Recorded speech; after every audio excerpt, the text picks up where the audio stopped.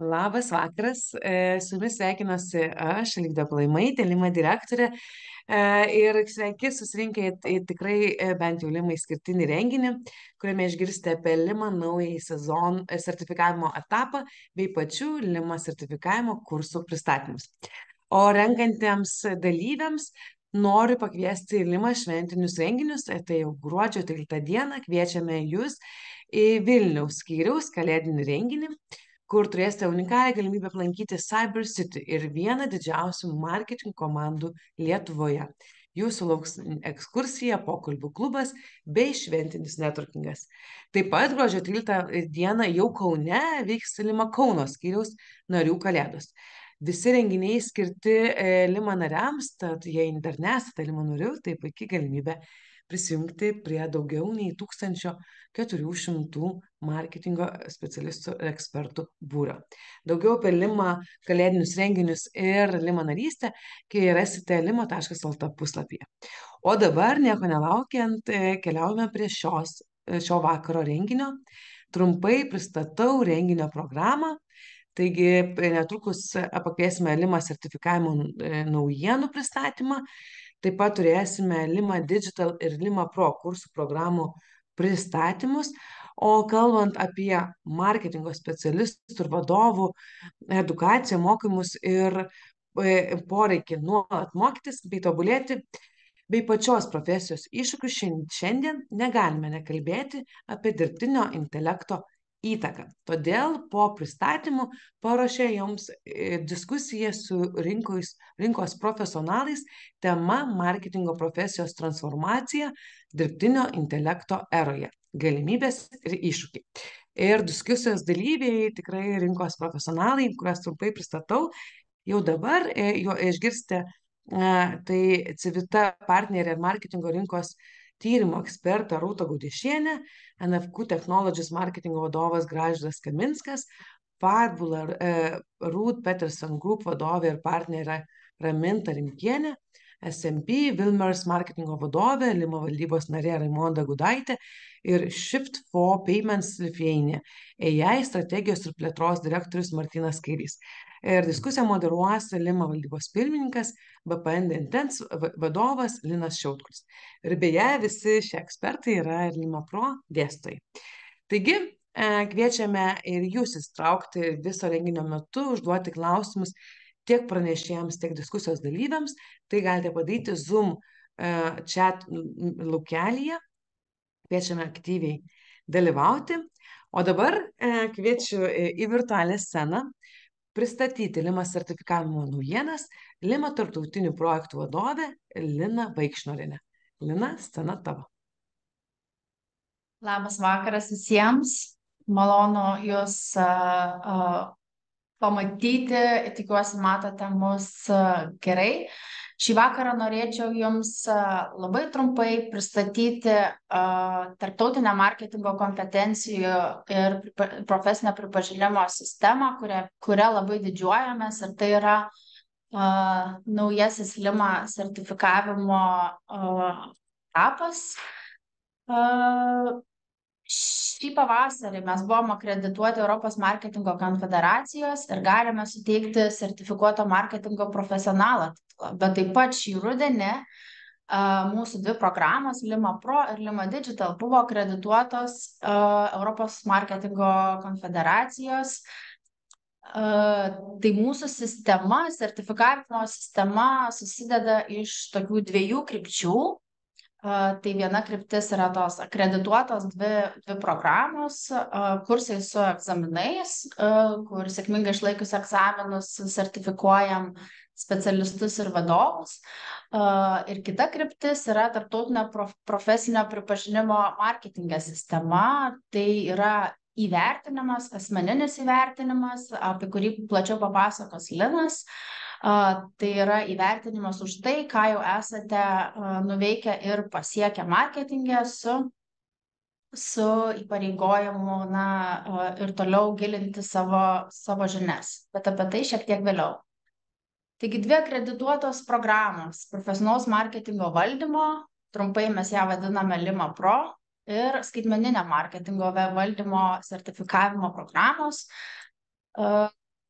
jų privalumai yra kelialypiai. Jų privalumai yra tiek pačiam dalyviui, tiek verslui ir profesijai. Dalyviai žinoma, kad mokosi iš ekspertų, kad tai yra sistemingas žinių ir kompetencijų stiprinimas, taip pat asmeninio prekės ženklo stiprinimas, įgyjus tarptautinį sertifikatą ir be abejo išskirtinumas konkurencinėje aplinkoje. Verslai kodėl tai svarbu? Tai pirmiausia yra visos komandos kompetencijų kėlimas tarptautiniu mastu, taip pat ir pagalba atrandant kompetentingus specialistus ir vadovus. Tai visi sertifikuoti dalyviai yra įtraukiami į alumni sąrašus ir galite Limo svetainėje tiesiog stebėti, kas yra sėkmingai pabaigę Limo kursus. Ir taip pat tai yra puikia motyvacinė priemonė darbuotojams, kai jie gali kelti kvalifikaciją kartu su asociacija. Pačiai profesijai, kodėl tai svarbu? Mes kaip organizacija atstovaujanti marketingo profesiją siekiame ją standartizuoti. Siekiame ją įgalinti ir taip kelti bendrą marketingo kompetencijų lygmenį Europoje. Norime didinti profesijos prestižą ir turėti stiprią profesiją visuomenės akivaizdoje. Tai labai trumpai, Lima sertifikavimo programos, kas yra svarbu, jos parengtos pagal tarptautinius marketingo kompetencijų standartus, kurie ateina iš Europos marketingo konfederacijos bendrų sutarimų. Tos ugdomos kompetencijos, kurios yra nustatytos programose kaip mokymosi tikslai, jos yra tam tikro lygmens, jos atitinka Europos komisijos sandaros lygmenis. Jeigu norite, galite apie tai daugiau pasidomėti arba galiu aš plačiau papasakoti. Ir kas labai svarbu, kad sėkmingai išlaikius egzaminus įgyjame EMC, tarptautinis EMC sertifikatas ir Lima profesinis sertifikatas. Svarbu paminėti, kad tai intensyvūs kursai, maždaug 5-6 mėnesių trukmės su 2 egzaminais. Jie vyksta tiek Lima Pro, tiek Lima Digital, vyksta ir nuotoliu, ir gyvai, su dalyvių networkingu ir pritaikyta dirbantiems. Vėl, ką darome, suprantame šių dienų užimtumą ir darome visų sesijų įrašus, kuriuos esant praleidus paskaitą galima pasižiūrėti arba norint pasikartoti medžiagą prieš egzaminą. Tai tikrai pasiteisinęs būdas, dar stipriau ir dar labiau pasigilinti į tam tikras temas, nes ta galimybė iš mūsų pusės yra suteikiama. Struktūra, kuom ypatinga struktūra, tai yra 2 moduliai. Tiek Pro, tiek Digital programų. Vienas yra teorinis modelis, po paskaitos seka ir praktinės sesijos, laikomas Pro 1 arba Digital 1 egzaminai iš teorijos raštu. Ir praktinis modulis, tai jis yra rašto darbas, kuris yra paremtas verslo atveju arba savo pasirinktų kažkokiu projektu, kai jau savarankiškai gvildenat tam tikrą verslo problemą skaitmeniniais kanalais arba per vartotojo kelionę. Tai tas modulis yra rašto darbo formatu, bet pats egzaminas vyksta kaip gynimai prieš komisiją. Tai trumpai norėčiau papasakoti apie patį intensyvumą paskaitų. Gyvos sesijas mes rengiame gyvas pusės dienos arba visos dienos sesijas Vilniaus universiteto verslo mokykloje Vilniuje. Taip pat yra vakarinės paskaitos, praktinės sesijas ir pasirengimo egzaminams sesijos internetu, nuotoliu. Taip pat prašome dalyvių skirti tikrai pakankamai laiko savarankiškam mokymuisi, papildomam skaitimui, užduočių darymui, pasirengimui abiems egzaminams. Abu šitie kursai yra tikrai pakankamai intensyvus ir turime nemažai 100 ir 110 akademinių kontaktinių valandų su rinkos praktikais ir profesionalais. Lektoriai taip pat dalinasi savo atidirbtais šablonais, praktikomis, kurias naudoja savo organizacijose kiekvieną dieną su savo komandomis. Taip pat į programą visada įtraukiame ir kitų Lima renginių, kuriuos mes matome kaip aktualius kursų dalyviams, kurie gali papildyti savo žinių bagažą kažkokioje naujoje srityje. Ir be abejo, dalyvavimas apdovanojimų ceremonijoje, tai yra šventė, pasididžiavimas tiek iš mūsų pusės, tiek iš dalyvių pusės. Džiaugiamės ir norim kartu pasidžiaugti su visais ir labai dažnai 2 kartus į metus rengiame ir apdovanojimų ceremonijas. Džiugu pasidalinti, kad Lima sertifikavimo programą rengdami mes konsultavomės su rinka, išsiaiškinam, kokių temų, kokių skausmų jie mato ir turi. Ir teikdami paraišką, jau prieš sudarydami programą ir teikdami paraišką Europos marketingo konfederacijai dėl akreditacijos, jau gavome šių įmonių palaikymą, kad programos yra atitinkančios Lietuvos rinką ir jos poreikius. Taip pat džiaugiamės, kad Vilniaus universiteto verslo mokykla yra strateginis partneris, ten ir vyksta mūsų gyvos paskaitos. Lektoriai, didžiuojamės, nes lektoriai atstovauja lyderiaujančias organizacijas ir agentūras tiek Lietuvoje, tiek žinomas pasaulyje. Tai čia labai trumpai noriu pristatyti lektorių komandą vadovo kurse. Tai 14 labai stiprių profesionalų. Dažnas iš jų yra sertifikuotas marketingo profesionalas. Jie atstovauja savo sritį ir kursuose dėsto būtent tas temas, kurios yra jų stiprioji dalis. Tai Lima Digital kursų komanda susideda iš 11 lektorių, kurie praktiškai kiekvieną dieną dirba su skaitmeniniu marketingu ir jo įrankiais. Čia labai trumpai noriu papasakoti keletą sėkmės istorijų. Tikrai ne vienas ir ne 2 žmonės yra pasidalinę savo karjeros žingsniais, kaip jiems sekėsi po kursų. Tai yra ne vienas dalyvis, kuris ėjo į šios kursus tam, kad galėtų tapti laisvai samdomas specialistas ir rasti klientų ir dirbti iš bet kurios pasaulio šalies.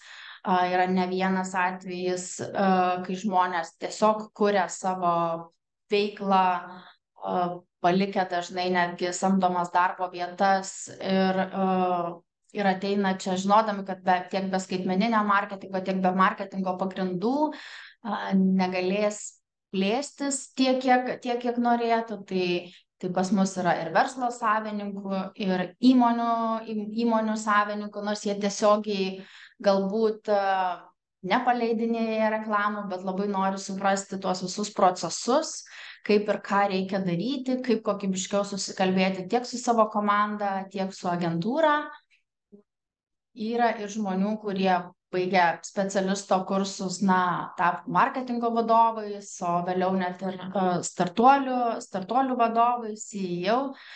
Tai labai džiaugiamės girdėdami atsiliepimus visų savo dalyvių.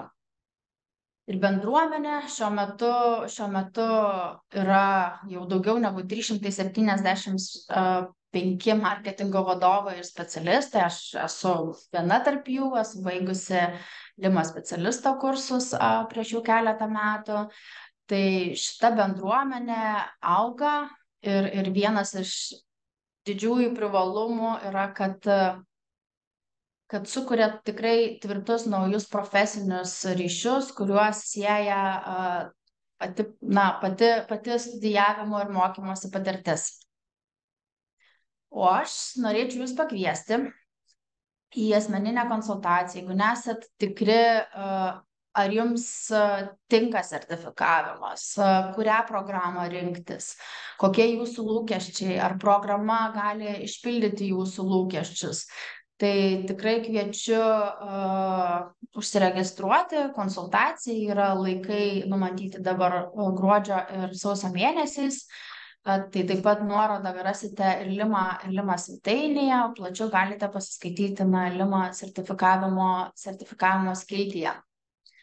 Ir kaipgi be specialaus pasiūlymo, tai svarbu paminėti, kad mielai suteikiame nuolaidas verslui, jeigu daugiau negu 2 darbuotojai iš tos pačios įmonės ateina mokytis į Lima programas, taip pat suteikiam galimybę mokėti dalimis ir pagal individualų planą, jeigu yra poreikis. Dažnai dalyviai turi tam tikrą mokymosi biudžetą, tai dalinasi jį dalimis su darbdaviu.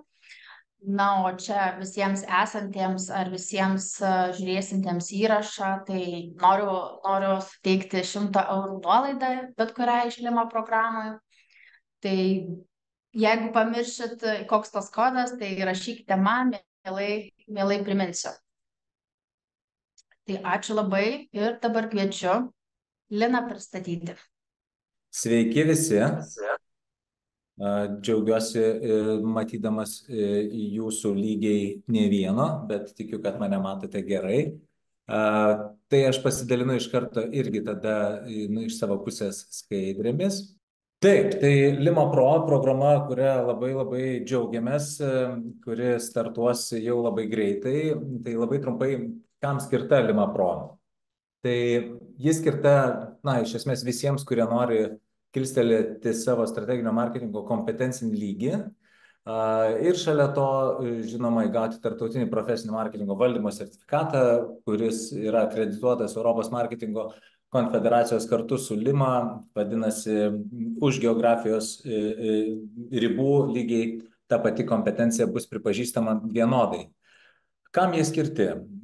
Marketingo vadovams, įmonių vadovams, verslo savininkams, apskritai su marketingu susijusių visų kitų sričių vadovams, marketingo konsultantam ir apskritai visiems, kurie nori įgyti strateginių kompetencijų.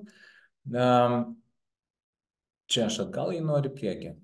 Tai iš ko šiaip, jeigu tokį executive summary apie Lima Pro pateikti, tai, principas iš tikrųjų yra žinios, ar ne, ir būtent jos sukonstruotos visos programos eigoje taip, kad įgytume tokią jungiančią kompetenciją marketingo valdymo kontekste, kad galėtumėte iš esmės po šių mokymų įgyvendinti ir netgi sukurti ir įgyvendinti organizacijos marketingo strategiją. Tai taipogi gausite realiai praktinius įrankius, kaip vartotojų kelionės, frameworkus ir panašiai, kas dar labai yra smagu, kad būtent per marketingo prizmę jūs gausite galimybę tiek praktiškai, tiek teoriškai įgyti dirbtinio intelekto visą kompetencinį rinkinį iš net dviejų ekspertų ir, žinoma, finansinio kompetencinio pagrindo, kad būtų kalbama ne tik tais softiniais KPIs, bet ir kartu visos marketingo kompetencijos žinios integruotųsi į visą verslo paveikslą per finansinius rodiklius. Ir žinoma, programa parengta tam, kad ir toliau ugdyti, kad jums būtų kaip ir sukurta platforma, toliau jau ir savarankiškai didinti kompetenciją nuolat. Dabar labai trumpai apie mūsų nuostabius lektorius šios programos. Tai ilgametė rinkodaros ekspertė Rūta Gaudiešienė Civita, kuri, aš pasitrauksiu šitą vaizdą, dieve, kaip online'as smagu, kur Rūta gyvos paskaitos metu ir praktinės sesijos metu gilins jūsų žinias ir perteiks apie marketingo strategiją, holistinį požiūrį, verslo situacijos analizę, tikslinės rinkas ir panašiai. Tada Deividas Jozulynas tiek gyvos paskaitos metu, praktinė sesija leis kartu jums pakeliauti per savo verslo, savo prekių ženklų klientų keliones. Jūs įgausite realius įrankius, kaip modeliuoti savo klientų keliones ir kaip jas vertinti, matuoti, išsikelti tikslus ir visa, kas su tuo susiję. Daiva Plauškaitė, Kamačio Antradė iš Ogilvių, apie vertės pasiūlymą ir prekės ženklo valdymą, pozicionavimas, prekės ženklo struktūra, archetipai ir portfelis ir jo valdymas.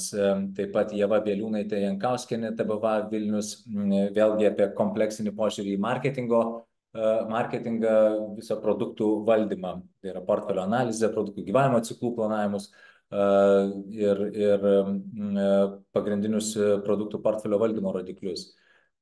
Indrė Pikturnienė, mokymų projektų vadovė, vėlgi marketingo komplekso elementas kainodara, apie kainos elementą strategiją, kainodaros strategiją, taktiką, kainodaros sprendimus produktų portfelyje ir, žinoma, apie duomenų analizę ir kainodaros rodiklių vertinimą. Du puikūs lektoriai ir ekspertai apie skaitmenizaciją, automatizaciją ir dirbtinio intelekto panaudojimą. Tai Martynas Kairys, Shift for Payments Lithuania. Būtent iš marketingo perspektyvos tiek žinių pagilinimas į skaitmenizaciją ir automatizaciją bei, žinoma, mūsų jau tiek kartų linksniuojamas dirbtinis intelektas ir jo panaudojimas generuojant pajamas ir kuriant pridėtinę vertę jūsų tiesioginėje veikloje ir bendrai versle. Taip pat jums jau gerai pažįstamas Antanas Bernatonis iš YAI, vėlgi praktinė sesija apie skaitmenizaciją, automatizaciją ir AI naudojimą. Toliau turime jau į marketingo komunikaciją sukonstruotą modulį, tai Raminta Rimkienė, Fabula Ruth Pedersen Group vadovė ir partnerė apie kaip apskritai valdyti integruotą marketingo komunikaciją, kaip keltis tikslus, kaip derinti ir kurti komunikacinės linijas visos kelionės metu, planavimas, biudžeto valdymas ir žinoma, rezultatų vertinimas. Vėlgi aš prisidėsiu irgi prie integruotos komunikacijos per strateginį medijų planavimą ir investicijų valdymą, kadangi rinkodaros viena didžiausių dedamųjų, kalbant apie investicijas, yra būtent medija, tai būtent iš marketingo vadovo perspektyvos, kas turėtų būti pagrindiniai tie strateginio medijų planavimo elementai, kaip valdyti, kas yra pagrindiniai rodikliai ir žinoma, neapeinant ir omnichannelio, tai reiškia holistinio tiek medija planavimo, tiek ir pardavimų kanalų valdymo. Ir turime Gražvydą Kaminską, NFQ Technologies, marketingo ir pardavimų veiklos derinimas, kas irgi yra marketingo žmogaus kasdieną, ne tik rūpintis rinkodaros veikla, bet ir ugdyti ir vykdyti suderinamumą tarp funkcinių padalinių, amžina kova tarp marketingo ir pardavimų. Tai funkcijų atskirimo principai, marketingo ir pardavimų funkcijų apžvalga, CRM, duomenų analizė ir išvalgos, kurias galite panaudoti marketinge ir potencialių klientų generavimas bei būtent šių dviejų kompetencijų sinergija. Ir žinoma, to, ko turbūt labiausiai trūksta, bet mažiausiai gauna marketingo žmonės, tai finansinės kompetencijos. Tai turime Rytį Krušinską, Kauno technologijų universiteto atstovą, kuris būtent pristatys modulį apie finansinės veiklos analizę ir pagrindinius rodiklius versle, tam, kad visi marketingo strateginiai planai įgautų ir finansinių verslo rodiklių žodyną. Ir turime Raimondą Gudaitę, mūsų SMP Vilmers atstovę apie marketingo veiklos planavimą ir valdymą, gyva paskaita su praktinė sesija, kaip iš esmės kurti ir sudaryti metinį marketingo planą, kaip planuoti išteklius ir veiklą, vėlgi taip pat neapeinant ir naujausių tendencijų dirbtinio intelekto integravimo į marketingo vadovo veiklą. Ir, žinoma, visos kompetencijos, kurios susijusios jau su vadovavimu komandai ir kaip planuotis veiklą būtent jau su savo skyriumi. Taip, kaip atrodytų praktinis modulis ir kaip jis atrodys, tai rašto darbas, jo gynimas prieš komisiją, visai paprakaituoti verčiantis užsiėmimas. Turėsite progą ir ruošti marketingo planą, pasirinktai realiai įmoniai savo, ar kuri jums imponuoja, ar prekės ženklui. Ir žinoma, pagrindinė ašis šio darbo bus per verslo tikslų problemų sprendimą, juos kabinant ant vartotojo kelionės tinklainės. Taip kaip ir susijant visą ką per visą modulį, per visą Marketingo Pro kursą jūs išmoksite. Startas sausio 26, trukmė iki birželio 30, 7 gyvos dienos ir 15 vakarinių susitikimų internetu. Tai pakankamai intensyvi programa, iš esmės, ir labai jinai yra tokia gyva dėl to, kad marketingo žmonės yra reiklus, atitinkamai nuolat renkamas grįžtamasis ryšys ir iteracijos daromos eigoje. Čia tiesiog nesustosiu, yra kalendorius, persiustoje medžiagoje matysite detaliau, tad labai kviečiu visus prisijungti prie grupės. Mūsų sertifikuotų marketingo žmonių skaičius nuolat auga ir tokiu būdu mes ne tik keliame savo asmeninę kompetenciją, bet ir visą marketingo lygį šalies ir Europos lygių. Dar viena naujiena, jau nebe naujiena, bet kurią tikrai noriu paminėti, tai yra būtent Limos ir Europos marketingo konfederacijos iniciatyva, būtent marketingo profesionalų sertifikavimas. Tai Lima sertifikuoja marketingo profesionalus, yra akredituota įteikti SMP titulą, pripažinti marketingo profesionalam Lietuvoje. Ir su SMP titulu esantis žmogus, iš esmės, jis atitinka tarptautinį profesinio pripažinimo lygį ir tampa tarptautinės marketingo bendruomenės nariu. Ir jeigu turi SMP, vadinasi, lygiai taip pat su Nyderlanduose esančiu SMP, gali žinoti ir būti tikras, kad jūs esate vienodame marketingo kompetencijos lygyje.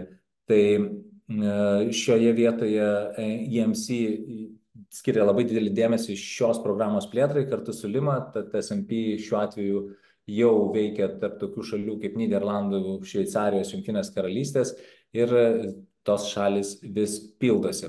Tad taipogi labai kviečiu sertifikuoti ir kelti marketingo prestižą kartu. Taip, kam skirtas SMP?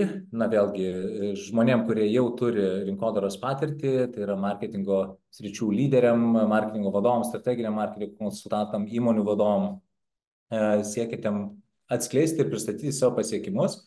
Tai viena tai yra kaip ir pripažinimas, kita tai kartu eina ir kaip įsipareigojimas. Ir marketingo žmogus pasiekęs jau šį lygį ir jaučiantis poreikį ne tik dirbti, bet ir dalintis sukauptų žinių ir praktinių kapitalų, tam, kad išlaikyti SMP titulą, iš esmės turi gyventi to nuolatinio mokymosi režimu ir nuolat kelti, palaikyti kompetenciją, dalintis žiniomis, paskaitomis, seminarais, konferencijomis ir tai tam tikrą prasme toksai gaunasi savo nuolatinis priminimas, kad marketingas niekada nestovi vietoje ir su SMP titulu tu tampi dar aktyvesnis, vadinkime, marketingo tiek augintojas, tiek turi įsipareigojimą augti pats. Štai tiek apie SMP ir aš vairą vėl grąžinu Linai, turbūt, taip? Taip, ne, man, ačiū Linai. Turime klausimą. Vienas turbūt iš geriausių atsiliepimų po Limo sertifikavimo kursų, kad po kursų marketingo tiek specialisto arba vadovai marketingas susideda vieną sistemą ir gaunamas ne tik kompetencijos, bet labai didžiulis kiekis pasitikėjimo savo jėgomis, nes daugelis iš mūsų tiesiog yra savamoksliniai marketingistai arba marketingo studijas baigęs senai. Tai kodėl šiandien būtent labai svarbu marketingo specialistų pavadovui tas pasitikėjimas? Kodėl mums jo trūksta, kodėl jis mums svarbus ką tu palinkėtum, nežinau, marketingo specialistams šiandieną? Ką daryti? Taip, tai to pasitikėjimo trūksta matyti visiems dabar marketingo žmonėms, nes yra labai labai didelis chaosas tiek visame informacijos lauke, tiek žinių, tiek praktikų ir susigaudyti, kas yra marketingo strateginiai fundamentai, yra išties sudėtinga, jau nekalbant apie didelį tą fear of missing out dirbtinio intelekto kontekste, kur kiekvienas marketingo žmogus dabar, kur aš ką praleidau. Ir kitas dalykas, tame pačiame lauke gyvena ir valdybos, ir įmonių vadovai. Na, ir tiek nesutarimų įmonės apskritai, kas yra mūsų pagrindiniai rodikliai, ar į ką dabar turime kreipti dėmesį, yra ganėtinai daug ir atsiranda internetas, kuris dėja pasiekia visus ir visi gali gauti atsakymus. Tai marketingo vadovam ne tik reikia apginti savo strategiją, bet dar ir veltis į diskusijas ir edukuoti edukuotus valdybos žmonės ar aukščiausio lygio kolegas iš kitų departamentų. Tai man atrodo, kad būtent marketingo žmogui turėti tą fundamentalią tinklainę ir suprasti, kurie dalykai keičiasi, o kurie išlieka nepakitę per dešimtmečius ir tą nuolat savo priminti, yra labai labai svarbu. Ir tai būtent suteikia pasitikėjimą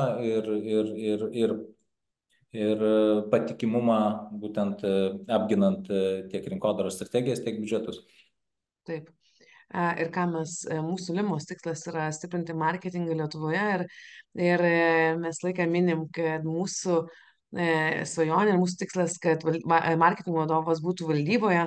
Dėl to net Lino pristatytoje Pro programoje yra labai daug dėmesio skiriama finansams ir ne tik marketingo finansam, bet ir bendrai įmonės finansam, nes mūsų tai atliepiant tą tikslą, kad tikimės, kad marketingistai bus natūraliai valdybos sudėdamoji dalis. Tai ačiū labai, Linai, tęsėme toliau ir kviečiame Lima Digital kursų programos pristatymui Edumin bendraįkūrėją, Lima Vilniaus tarybos narį ir Lima Digital kursų lektorių Domantą Širinską. Domantai, scena tavo. Labas visiems, sveiki gyvi, tikiuosi laikotės puikiai. Aš žinokit, savo dar pristatymą pradėsiu dar net ne nuo skaidrės pirmiausiai, o nuo tokio dalyko. Lina trupučiuką, man atrodo, pasikuklino vieną dalyką paminėdama. Šita programa, Lima Digital, jinai jau trunka tikrai keletą gerų metų, po dvi sesijas išleidžiam kiekvienais metais. Ir viskas prasidėjo nuo to, kad mes supratom tokį labai aiškų jausmą, kad tos digital kompetencijos jos yra sudėtingos, bet yra sunku jas visas susigaudyti, nes tikrai labai krūva reikalų. Ir realiai pradėjome dirbti su iš Europos marketingo konfederacijos atėjusią programą, nes mes norim, kad tai būtų sertifikuota visame Europos lygyje, bet realiai su programa dirbome ta, kurią mes pasiėmėme iš Olandų, kuri buvo atidirbta būtent iš tos pusės. To labai didžiavomės, bet iš tikrųjų šiek tiek pamatėm kai kuriuose vietose, kad Lietuvai reikia tą programą prisitaikyti, bet mes tą programą pasiėmėm, nes mes kaip ir tiesiog pradėjom dar kol kas tik tai su šituo darbu dirbti. Per tuos metus pamatėm, kuriuose vietose galima tobulėti ir Linai atėjus į dirbti būtent prie sertifikavimo, buvo padarytas labai didelis kokybinis šuolis Limos viduje ir per labai daug darbo buvo programa performuota taip, kad mes pasidarėm ją realiai savo ir nuėjom pas Europos konfederaciją ir sakėm, žiūrėkit, čia yra tokia programa, kokią mes norime dėstyti, mes norime atitikti daugybę jūsų reikalavimų, kurie ateina iš jūsų, kad ta programa jinai būtų pripažįstama visoje Europoje ir tas diplomas, kurį žmonės gaus, kad su juo galėtų nuvažiuoti į Ispaniją ir ten toliau darbuotis. Bet tuo pačiu, kad jisai maksimaliai tiktų mūsų Lietuvos poreikius, kad mes neturėtumėm daryti kaip manoma mažiau kompromisų. Tai yra šitas pokytis pagaliau padarytas. Tai prasme, nebuvo iškomunikuota, kaip daug šampano turbūt buvo iššauta ir kaip stipriai buvo atšvestas šitas dalykas, kada šitas Europos marketingo konfederacijos patvirtinimas ir tas patvirtinimas buvo gautas. Tai dabar yra pats nuostabiausias laikas dirbti su šita programa ir joje mokytis. Tai tie, kurie dabar joje dalyvausit, tai žinokit, geriausiai dalykus išmoksit iš visų, kurie iki šiol kad nors mokėsi šitoje programoje, nors jos pavadinimas beveik ir nepasikeitęs yra, bet žinokit, kokybinis šuolis yra nerealus. Ir tuoj pat pamatysim, kas čia tokio yra įvykę. Tai aš ir pats iš tikrųjų, aš nuo pat pradžių šitoje programoje labai stipriai matau visą tą progresą ir stengiuosi, kad šita programa maksimaliai atitiktų lietuviškus poreikius. Mokiausi ir marketingo specialisto kursą, tai tokį pradinukų kursą, kurį mes dar anksčiau turėjome.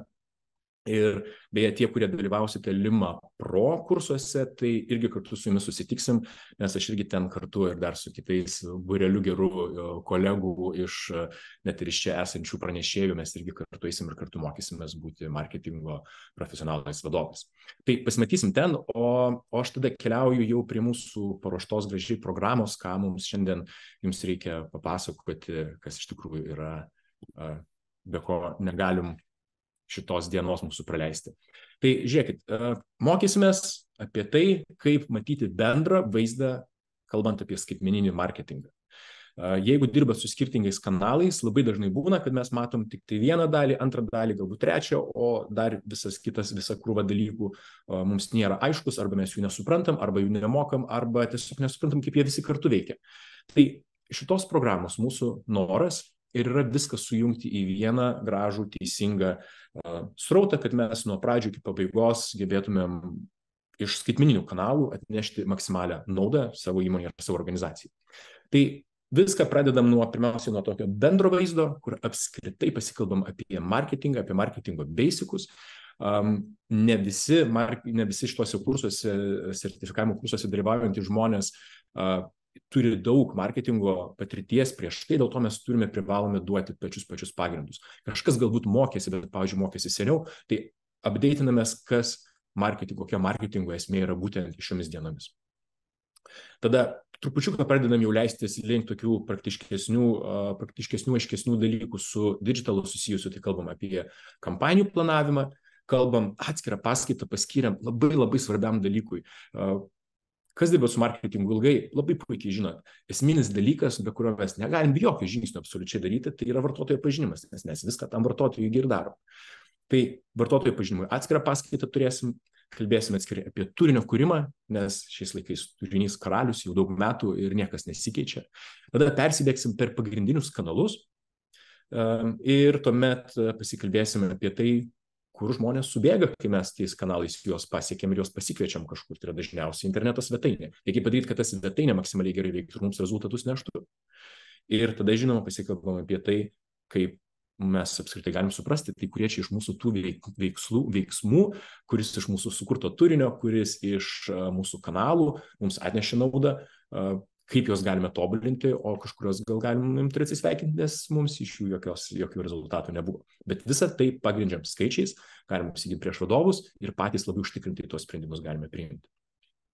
Tai kviečiu susipažinti su mūsų nuostabia vadovų komanda. Man yra net savo pavydas kiekvieną kartą, kada juos pristatinėjau, kad galiu dirbti su tokiais stipriais žmonėmis kartu vienoje komandoje. Tai viską pradedame su Indrės Pikturnienės mokymų projektų vadovės bendrąja marketingo paskaita. Toliau Marius Marčenkovas iš BPN Intense papasakos apie skaitmeninio marketingo planavimą. Tai jau trupučiuką jau keliaujam link skaitmeninio marketingo nuo to viso labai bendrojo vaizdo. Tada Radvilas Šeputis iš Evolverį papasakos apie tai, kaip pažinti savo klientus, kaip sustatyti kliento kelionę, personas nusistatyti, bet jau viskas yra skaitmeninio marketingo kontekste. būtinai pasikalbam apie tai, kas yra dirbtinis intelektas, kaip jis mums gali padėti šiose vietose. Tai net neverta turbūt net ir programos visiškai šitos temos bandyti įsigilinti, nes keičiasi dalykai taip greitai, o Antanas Bernatonis yra geriausiai mums galintis pasakyti pačius naujausius įrankius ir pritaikymo galimybės.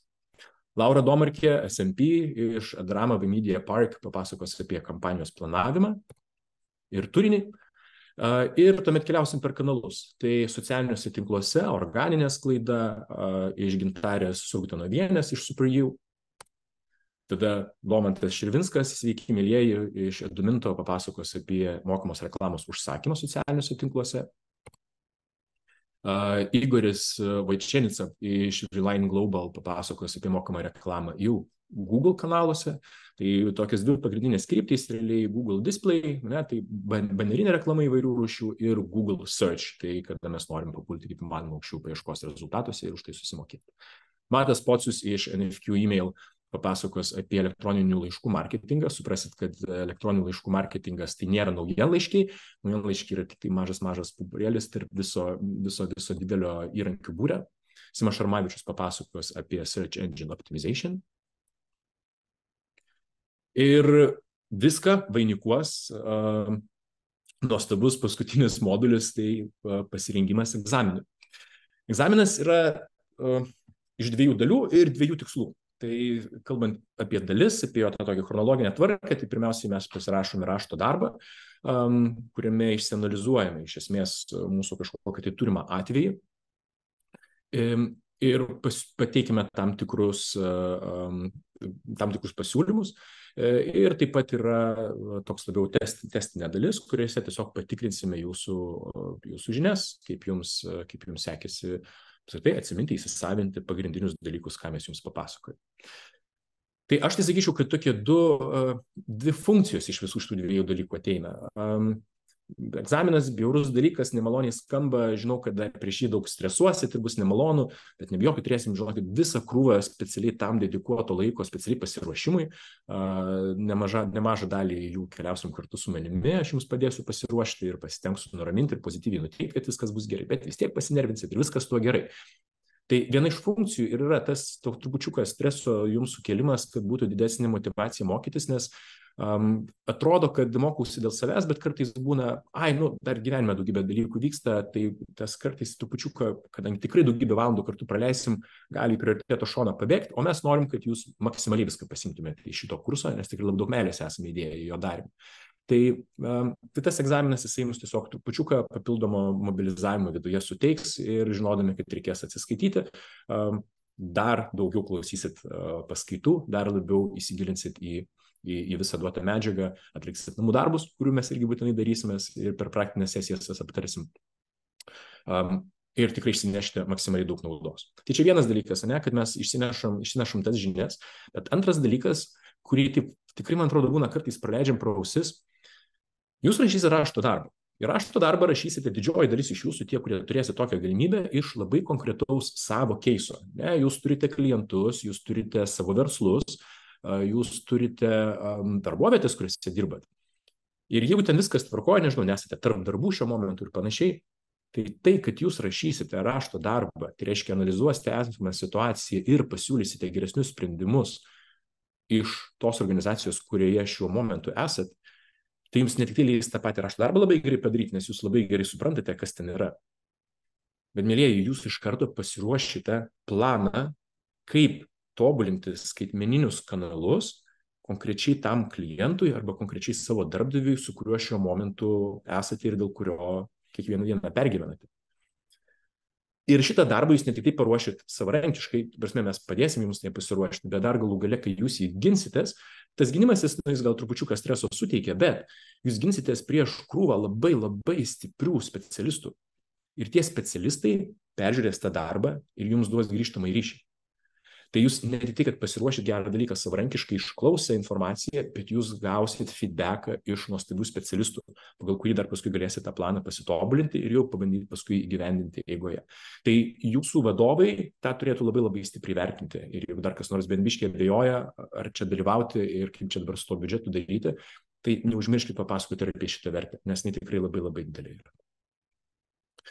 Ir šiek tiek faktinės informacijos, tai startuojam vasario 2 dieną, važiuojam per visą tamsųjį laiką, paskui per visą lietingą laiką ir jau kada jau saulė normaliai užkaitins, tai tada pasidarysim egzaminus ir galėsim su šypsena veide, kaip šitoje nuotraukoje su diplomais fotkintis ir keliauti į vasarą jau pabaigus šitą didelį darbą savo karjeroje. Dirbsim 2 formatais, susitikinėsim 4 kartus gyvai, tai reiškia susirenkam visi saulėtekyje kaip normalūs tvarkingi studentai ir beveik visą dieną atidirbam tikrai labai labai intensyviai. Daug praktinių užduočių, daug paskaitų, daug diskusijų, bent jau aš kada dėstu tikrai labai stengiuosi šitos dalykus padaryti, žinau, kad kiti lektoriai irgi ne ką mažiau pavaro. Taip pat bus krūva, tai net labai kviečiam visą laiką atvykti žmonės ir iš kitų miestų ir 4 kartus per pusmetį tikrai galima, man atrodo, tą padaryti, nes vien susipažinti su savo kolegomis, kurie kartu mokosi, yra nuostabus dalykas. Ir kas toliau? Ir tada turim daugybę pasiskambinimų, kuriuos jau vykdom online, vėl praktinės užduotis, namų darbų aptarimai, pasiruošimai egzaminams, kai kurios paskaitos vyks online. Tai, žodžiu, šitie 2 formatai ir jie vyksta visą laiką vakare ir po darbų būsit pavargę, bet nieko tokio, būsit stiprus ir viskas labai puikiai pavyks. Čia grafikėlis, kad jaustumėt šiek tiek tempą, jisai bus intensyvus, tikrai reikia pasiruošti tokiam intensyviam šitam ateinančiam pusmečiui dalyvausit, bet pamatysit, koks bus džiaugsmas, kada laikysi diplomą rankose.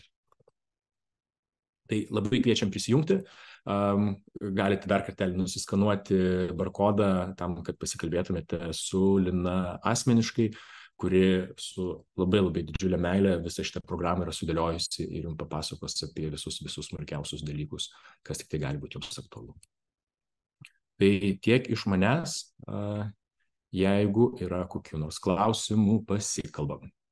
Taip, ačiū, Domantai. Tai iš tikrųjų intensyvus kursas ir pačios geriausios patirtis išsinešant. Turim šį kartą netgi iš Didžiosios Britanijos lietuvę, kurie atskrenda į gyvas paskaitas. Turėjom lietuvių ir iš Olandijos, kurie būdavo prisijungdavo internetu, tad tikrai yra nekliūtis. Tiek gyvas paskaitas rašom, taip pat transliuojame internetu, jeigu negalite visada atvykti. Ir neturėjome pokalbį, kaip anksčiau galėjome mokytis be įrašų, nes kai intensyvu, tai nuostabus tas įrašo galimybė pasimokyti vėl. Tai tikrai tas karantinas davė ir gerų dalykų. O aš turiu tau vieną klausimą, nes puikiai viską pristatei ir savo įžvalgas išdėstai pradžioje. Gal galėtum pasidalinti savo kažkokiu vienu iš atsiliepimų arba transformacijos pavyzdžių, kaip tau atrodo studentai pradedantis ir pabaigę šios kursus? Man atrodo, kad tas labai labai svarbus dalykas yra atėjimas. Kiekvieno istorija labai iš tikrųjų labai skirtinga. Nežinau, man labai, labai gal gera matyti gal tos atvejus, kada ateina žmonės iš labai klasikinio marketingo, su skaitmeniniais kanalais minimaliai dirbę, žino, kas tai yra, supranta, tikrai gaudosi, bet kad juos valdytų normaliai, ar kad galėtų, nežinau, su freelanceriu ar su agentūra pasikalbėti ir aiškiai pasakyti, ko tu nori, ir paskui gebėtum atpažinti, tau čia gerą darbą padarė ar ne. Tai šitas dalykas yra tikrai didelis iššūkis. Ir man atrodo, tikrai yra didelis jausmas, bent jau man, kaip iš šalies žiūrint, nes pabendrausi laiką su studentais pačioj pradžioj per susipažinimą, ten visus vardų žaidimus ir panašiai, paskui susitinki per vidurį per paskaitas, paskui susitinki pačiam gale, kada jau yra pasiruošimas egzaminams, tai reiškia, yra praėjęs visas kursas. Ir tikrai yra jausmas, kad tas progresas yra labai labai didelis ir ne tik tai atskirų įrankių klausimuose, bet ir to bendro vaizdo suvokime. Tai paskui pradeda po šitų kursų atpažinti gerai arba neypatingai gerai teikiančius paslaugus subrangovus, pasidaro labai paprastas dalykas. Tai čia atrodo labai tokia didelė svarbi transformacija, kuri nutinka per tą laiką. Taip. Ir tikrai turim daug atvejų, kai keičia agentūras, nes kaip pradeda klausinėti ir patikrinti, kągi daro. Tai ačiū, Domantai. Tai kviečiu daugiau sužinoti apie Lima sertifikavimą ir kursus Lima puslapyje. Ir žinoma, Linos konsultacija yra visada labai gerai, tai rašykite tiek man, tiek Linai. O dabar diskusija marketingo profesijos transformacija dirbtinio intelekto eroje, galimybės ir iššūkiai. Primenu ir kviečiu dalyvius besiklausančius pasinaudoti Zoom chat laukeliu ir ten rašyti klausimus. Ir pristatau mūsų moderatorių, tai Limos valdybos pirmininką, BPN Intens vadovą Liną Šiautkulį. Linai, vėlgi Sana gražinu tau. Tai sveiki dar kartelį. Labai smagi tema. Šiandien turėsime nuostabią diskusiją apie būtent dirbtinio intelekto vaidmenį apskritai marketingo disciplinoje, sektoriuje ir po to, aišku, lendant giliau, kokias galimybes ar grėsmes atneša dirbtinis intelektas marketingo žmonėm, rinkodarai ir rinkodaros komunikacijai bendrai. Tad nieko nelaukdamas labai noriu pakviesti mūsų šios diskusijos dalyvius, jau visi net ir įsijungė, tik tais dar Martyno laukiam, bet mes pradėsim diskusiją ir lauksime iššokančio Martyno į traukinį, gal dirbtinis intelektas už jį padiskutuos pradžiai, mes pažiūrėsime. Tad labai pristatau pirmiausia Rūtą Gaudiešienę, Civita partnerę marketingo ir rinkodaros rinkos tyrimo ekspertę, čia taip bendraja prasme rinkodaros ekspertė, Gražvydas Kaminskas, NFQ Technologies marketingo vadovas, Raminta Rimkienė, Fabula Root Peterson Group vadovė ir partnerė, Raimonda Gudaitė, mano kolegė Lima valdybos narė, SMP Wilmers marketingo vadovė ir Martynas Kairys, Shift for Payments Lithuania, AI strategijos ir plėtros direktorius, kuris lekia pas mus kaip tik taip iš karto. Tai atsijungiu dirbtinio intelekto dar vis siunčiamas žinutes. Ir ką, turime šiandien nuostabią temą, kuri liečia absoliučiai kiekvieną čia klausantį, absoliučiai kiekvieną mūsų lauke ir ne tik dirbantį. Tai man apskritai toks klausimas, dirbtinis intelektas kaip raktažodis tampa toks bendrinis klausimas, ar mes dar turime bendrą susitarimą, ką vadiname dirbtiniu intelektu. Kaip manote, ar visa bendruomenė, kas sakydama dirbtinis intelektas, galvoja apie tą patį, ar visgi takoskyra yra? Turite progos bendrauti su verslais, su savo kolegomis, tai labai būtų smagu, jeigu pasidalintumėt. Aš galiu vardais, bet galite tikrai įšokti į pokalbį, kad būtų kuo gyviau šiame dirbtinio intelekto amžiuje. Rūta. Galiu pasakyti, iš tikrųjų, yra machine learning ir ten panašus dalykai jau kurie turbūt nukeliavo dabar labiau į istoriją ir kuo labiau tampa visiems pasiekiamas dirbtinis intelektas, vis nors sakyti dirbtinis protas kažkodėl, tuo jisai arčiau stoja kaip asociacija to paties ChatGPT sinonimas, Bardo sinonimas, galbūt jau gudriau to, kad tu gali turėti jau į savo appsus inkorporuoto botus ir panašiai, bet mano aplinkoje, kalbant su mano klientais, tai va čia yra šita tiesioginė asociacija, kai pradame kalbėti apie dirbtinį intelektą. Nežinau, kaip kitiem. Visiškai taip, Rūta, mūsų agentūra, mūsų klientai sukasi pagrindinė turinio gamybos srityje, tai mes kalbam apie aišku, ChatGPT, galbūt Bardą kartais, ir Daly, ar dar tam tikras vaizdų ar ne generavimo platformas, bet tas suvokimas tuo ir pasibaigia. Tai tas generatyvinis dirbtinis intelektas, tai skaičiai, ką sako, kad dar ne dabar, bet jisai sudarys, tai yra tai, ką ChatGPT ir visi, kad jis sudarys apie 30% tik tai visos dirbtinio intelekto rinkos. Tai bet čia irgi ateitis per ateinančius 2 metus. Tai mes jais naudosime tą 30%. Dabar 100% turbūt dėmesio yra tai būsimai 30% daliai. Gražvydai, kaip tau tas dirbtinis intelektas? Ar tai yra kažkas naujo, ką sužinojai prieš metus? Iki tol nebuvo. jeigu taip priešistorę pasižiūrėtumėm, tai dirbtinis intelektas jau 50 metų turbūt mūsų gyvenime yra ir jisai prasidėjo labai senai. Tai kadangi atstovauju technologinę organizaciją, tai aš turbūt pakreipsiu, kad yra tos du tokie poliai. Tai yra individo supratimas, kas yra dirbtinis intelektas ir kaip mes dabar, kaip ir Rūta pasakė, turim galimybę prieiti prie to dirbtinio intelekto ir kartais net nesuprantam, jog tai yra jau dirbtinio intelekto suformuotos užduotys ar sprendimai, ar vaizdai, ar turinys. Ir antra dalis tai yra verslas. Kaip verslas identifikuoja apie savo poreikį, jog jam jau reikia naudoti dirbtinį intelektą. Ir tos diskusijos yra visiškai skirtingos.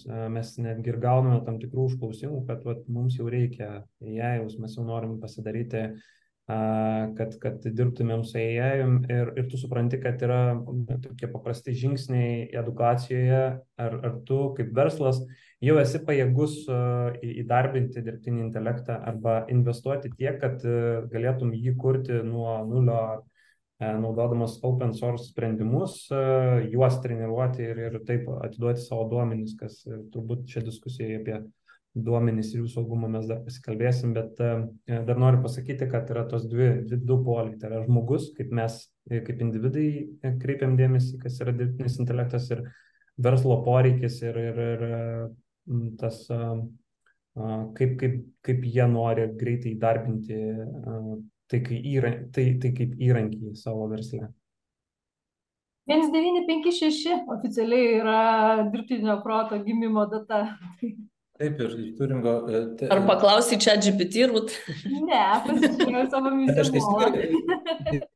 Teisingai suprantu, kad kaip ir ta priešistorė dirbtinio intelekto, juo labiau mašininio mokymosi, kas kaip pogrupis, sakykime, to plačiaja prasme dirbtinio intelekto, jo visas dabar proveržis ir hypas, pavadinkime, yra susijęs su tuo, kad atsirado generatyvinis AI, kuris sužmogino ir mums sekundės dalies greičiu sugeba perteikti milžinišką interneto sukauptą žinių klodą ir dar kontekstualiai adaptuoti. Ir kartais net pažįsti, ar tai kompiuteris, ar tai žmogus. Teisingai suprantu tą tokį hypo jaudulį. Aš tai galvoju, kad pasidarė labai paprasta. Žinai, čia toksai atsidarė labai daug galimybių, labai paprastam protui labai aiškiai suvokti, kas įvyko. Tai nėra kažkokie sudėtingi dalykai, užklausas gali formuoti lengvai, atsakymus gali gauti greitai, yra labai trumpas periodas, gal dėl to tas užsinorinimas visų naujų dalykų taip greitai ir užvirė, kad tai pasirodė labai paprasta ir lengva, nors gal turbūt realiai tai ne visai taip yra. Tai va čia tas hypas tai dėl iš lengvumo, iš to pirmo žvilgsnio užmetimo, kad tai yra labai paprasta, labai easy ir imkim iš karto ir naudokim.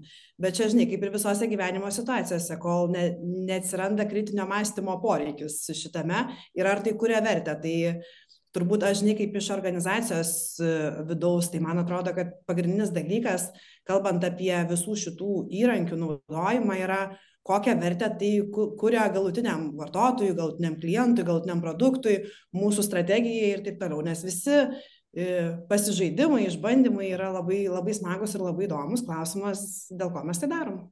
Ar dėl to, kad šiaip turim žiauriai daug laisvo laiko? Labai gerai.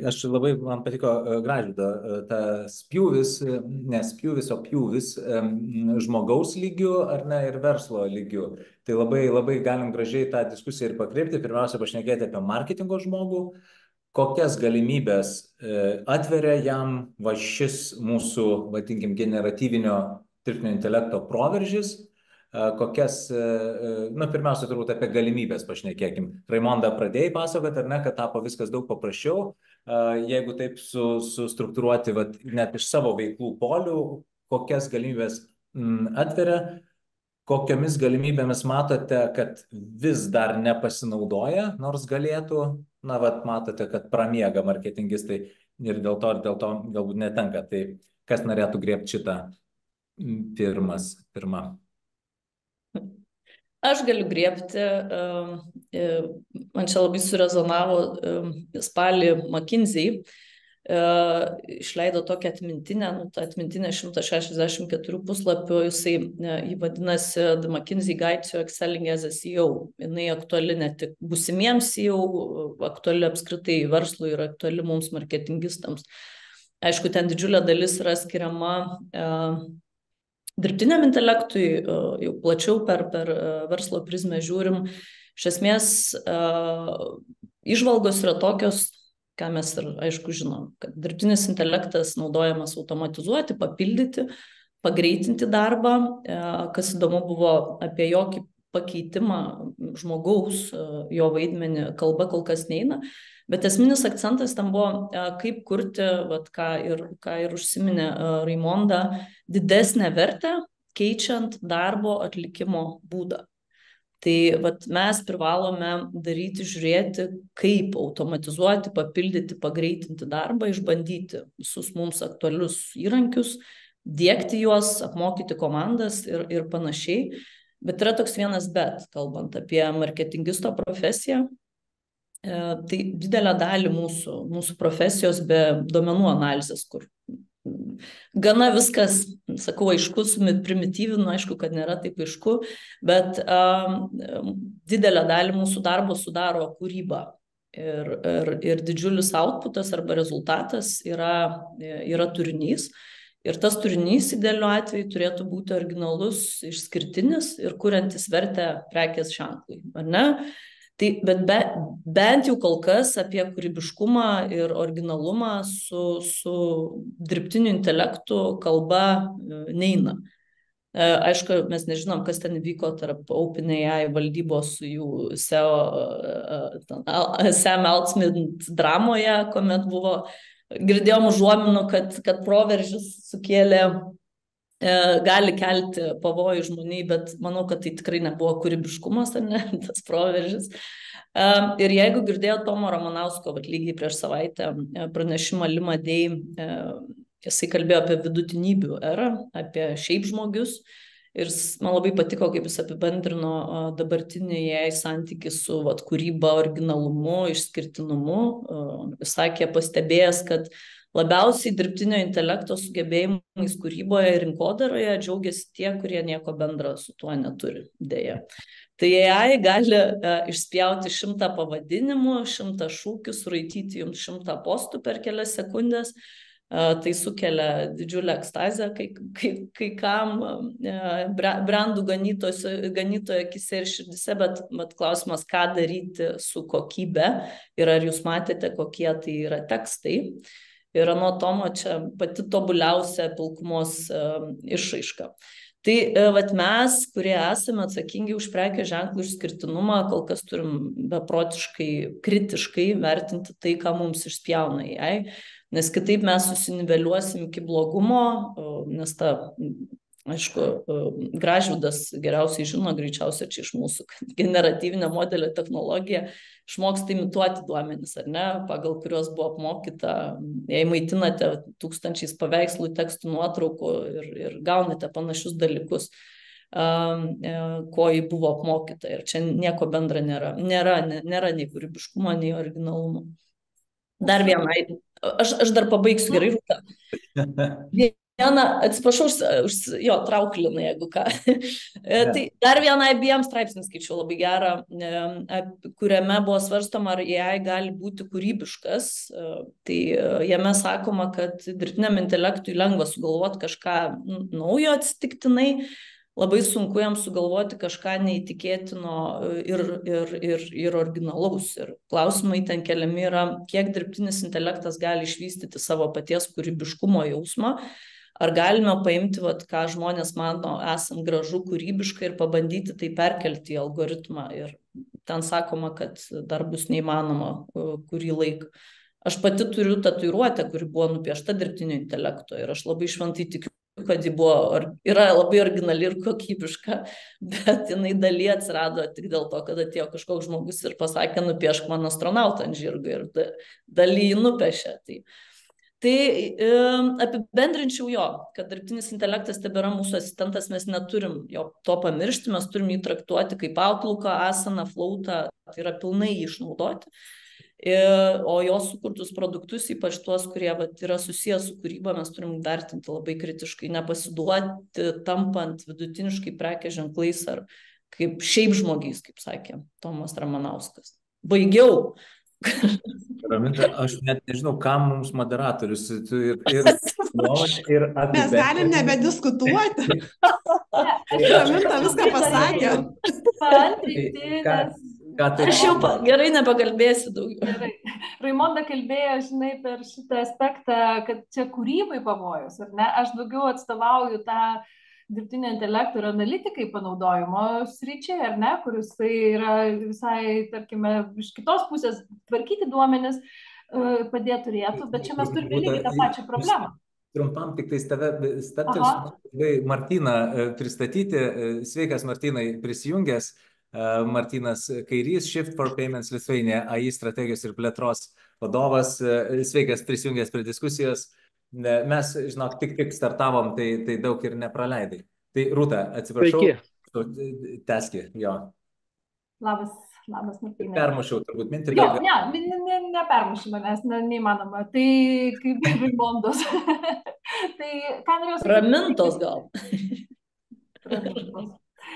Dirbtinis protas, jisai lygiai taip pat neatšaukia analitikos silent waste problemos. Ir mes irgi tą šnekam, ir kai su savo klientais šnekame, ir tas noras debesyse skrajoti, ką mes dabar padarysim ir sugalvosime, jisai yra tiek protingas tavo dirbtinis intelektas, kiek tvarkingi tavo duomenys.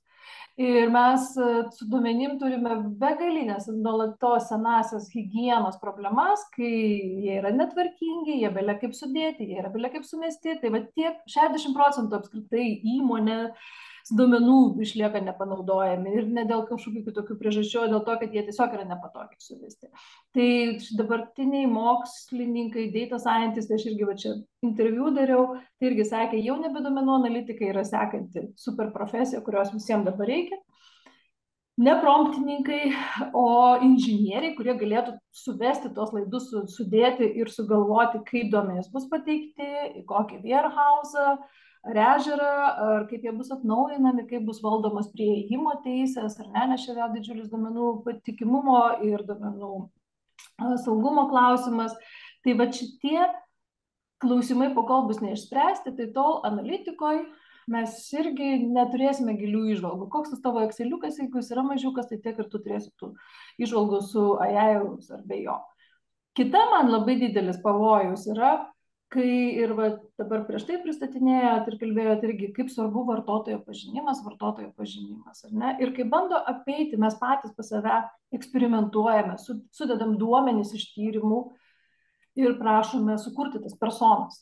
Ne? Nes customer centricity iš tikrųjų, aš tikiu, ateina aukso amžius, bet vėlgi labai kol kas ant nesaugios platformos jis eina, nes va tas pats aš irgi Tomo Ramanausko savo net užsirašiau anoniminio vidurkio teroras, tas pavojus tų personų, kurios yra neegzistuojančios, jos yra bendrinės ir ChatGPT ir ten Bartas, jie meluoja, jie tau sukuria kažkokią, tu prašai paklausti apie jų skausmus, pain pointus, jie tau surašo, tu jiems sakai atgal, aš tau tokių nesakiau, kodėl tu sugalvojai, neaišku, iš kur paėmė, atsiprašo ir panašiai.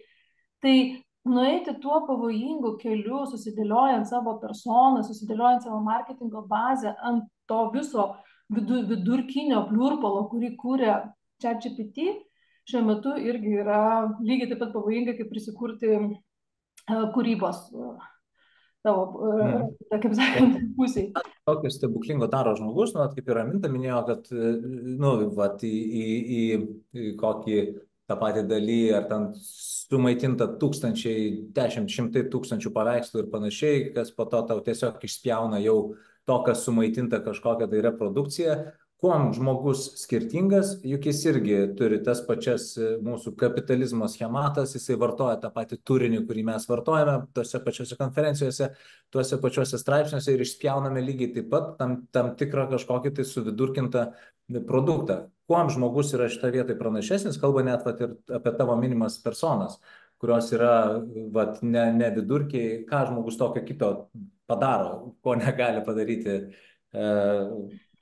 Nežinau, aš darau kaip, aš atlieku tyrimą, aš kuriu apklausą, aš darau interviu su žmonėm, aš vedu grupės, aš kalbu apie egzistuojantį Visą tipažą. tai čia GPT gali padaryti. Aš kol kas šiai dienai ne, jis man nesukurs lietuvio mokytojo tipažą, jis man sukurs šiaip mokytojo tipažą. Ir tai spjauna net kūrinių analizės lietuvių autorių, tik vaikam negalima sakyti. Ir nuneša į mokyklą. Bet čia, Linai, čia, žinai, va, tu užkabinai gerą klausimą. Ir čia va tas vidutinybių, ne, ir daro analizės. Man atrodo, žmogaus išskirtinumas šitoj vietai, gebėjimas pamatyti kritinius taškus ir vaizdą tokį kaip iš viršaus.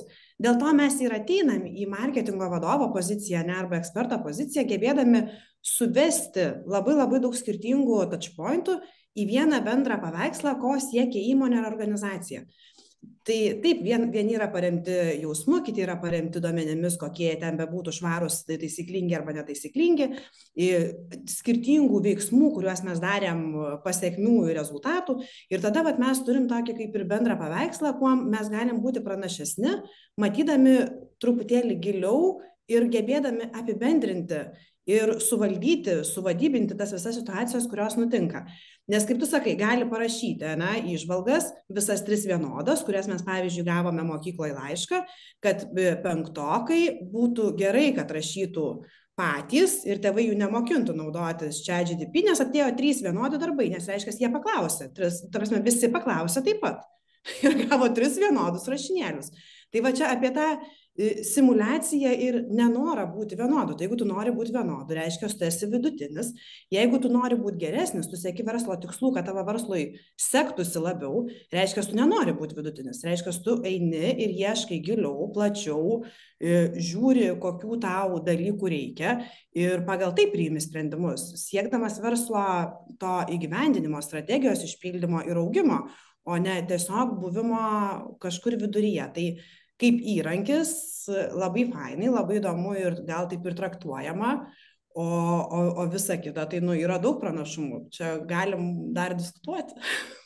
Tai galėsim dar padiskutuoti. Iš tikrųjų, tas Raimondos paminėtas abstraktyvusis mąstymas iš žmogaus pusės, gebėjimas sujungti taškus, gal tą pajausti kontekstą, ar ne, gut feelingas, jeigu taip galima dar paminėti. Tai yra tie dalykai. Aš teisingai suprantu, kad galime uždaryti klausimą tame, kad šiame etape, ką mes vadiname generatyviniu dirbtiniu intelektu, čia nėra klausimo, kad jis kažką pakeis. Ar ne? Čia labiau klausimas, kaip jį efektyviai išnaudoti ir kaip neapsigauti kažkur jo kuriamais vidutiniais produktais. Aš matau, kad Martynas kelia ranką, bet aš trumpai noriu pasakyti, galim uždaryti, galim ne, bet jeigu mūsų klauso marketingistai, jie dar patiria spaudimą būti efektyviais, greitai atiduoti rezultatą ir panašiai, ir apsiginti, nes tai, ką Raimonda, dabar tikrai Raimonda sako, tai reikalauja ir laiko, ir pinigų, ir klaidų, ir aš labai bijau, kad mes tuoj pasiduosime tam generatyviniam intelektui ir tam jo vienodumui ir šiaip žmogiškumui. Martynai. Jo, aš gal tokius kelius pastebėjimus dėl dirbtinio intelekto noriu pasakyti. Tai pirmas dalykas, manau, kad vieną dalyką mes ir medija labai blogai identifikuoja ir antraštys yra apie tai, kad žmogus prieš dirbtinį intelektą. Čia labai neteisingai apie tai kalbėti, nes dirbtinis intelektas pats jisai neturi tokios intencijos. Čia iš principo žmogus, naudojantis dirbtinį intelektą, prieš žmogų nenaudojantį dirbtinio intelekto. Čia yra šitas esminis dalykas, apie kurį reikia labiausiai kalbėti. Aš visiškai sutinku su tuom, kad jeigu mes tiesiog duosim, ar tai būtų marketingistas, ar kažkoks kitas profesionalas, kaip įrankį ir jis jo tiesiog naudosis kaip naudojasi, ar ne, ir copy-pastins tą informaciją, tai jinai yra nieko verta. Ta prasme, jinai yra ne tai, kad vidutinybė, jinai yra ir labai panaši, ką kiti bus padarę, tai jokio skirtinumo, tai tada tas žmogus, marketingistas ar kitas profesionalas, jis neprideda jokios absoliučiai vertės, ar ne? Bet jeigu mes, sakykime, mokame tinkamai naudoti įrankį ir mes naudojam savo sugebėjimus, kuriuos mes turime, kur tinkamai mokame įvertinti informaciją, kurią sugeneravo, sakykime, ar tai būtų ChatGPT, ar būtų kažkoks kitas įrankis, ir mes jį koreguojam ir atrenkam ir mums padeda, sakykime, suformuoluoti geresnį atsakymą, tai yra būtina naudoti, yra reikalinga naudoti. Aš turiu asmeninę, trumpai tik užsiminsiu, turiu asmeninę patirtį, kur aš dariau tokį testavimą, šiais metais pasidariau toks aš biški foodis esu, tai mėgstu gerą restoraną, tai dariau, ta prasme, straipsnio tema buvo, ar Michelin restoranai verti tų žvaigždučių, ar geriau eiti paprastą. Ir aš nusamdžiau 2 copywriterius, anglų kalba, viena mergina iš Amerikos, kita iš UK, ir viena dirba dar Michelin restoranuose, ir paprašiau, kad parašytų straipsnį, būtent ta tema, padariau outline'ą ir tokią pačią užduotį daviau dirbtiniam intelektui. Ir po to patikiau tą informaciją žmonėms, kad pamėgintų atspėti, kuris yra kuris. Ne? Tai galiu pasakyti tik tiek, kad nebuvo, kad žmonės identifikavo, kuris buvo robotas, kuris ne. Ta prasme, pakankamai gerai buvo parašyta ir ten. Bet yra toksai niuansas, kad tas žmogus, ta moteris, kuri dirbo Michelin restorane anksčiau, jinai turėjo ir tokio domain knowledge, jinai pridėjo tokio gylio, ar ne? Tai kalbant, sakykime, apie marketingo darbą ir taip toliau, tai naudojantis pačius įrankius būtų daug daugiau gylio, ta prasme, tas įrankis jisai gauna visai kitokį atspalvį. Įrankius naudoti irgi reikia mokėti, nes jeigu mes tiesiog užduodam, klausimą, gaunam atsakymą. Sakom, norim pradėti marketingo kampaniją Vokietijoje, kaip mums tą padaryti? Ir dirbtinis intelektas parašys maždaug taip labai vidutiniškai. Parašys, kaip parašytų studentas baigęs marketingą, tik tais išėjo iš universiteto. Bet jeigu aš jam suteiksiu informaciją apie personas, kokios yra, ar ne, kiek aš planuoju išleisti biudžetui, ar tai bus online ir offline, kokia bus trukmė, ta prasme, pakankamai informacijos, ir tam reikia mano tam tikrų žinių. Atsakymas bus labai kitoks. Ir bus daug geresnis negu tiesiog, tas pats profesionalas toj srity. Tai aš noriu grįžti prie to, kad teisingiausia reikėtų lyginti žmogus naudojantis dirbtinio intelekto įrankius ir žmogus nenaudojantis dirbtinio intelekto įrankių. Čia yra esminis dalykas, ne žmogus versus, ta prasme, AI. Tai čia, tiesiog tą norėjau užakcentuoti. Linai, galiu porą žodžių pasakyti? Taigi, čia jūsų scena. Ir dar norėjau tiesiog visiems klausytojams diskusijos drąsiai klaviatūrą, piškinkit klausimus čia, mes juos pagarsinsim, taip dar pagyvinsim mūsų pokalbį. Tai prašau, Raminta, taip.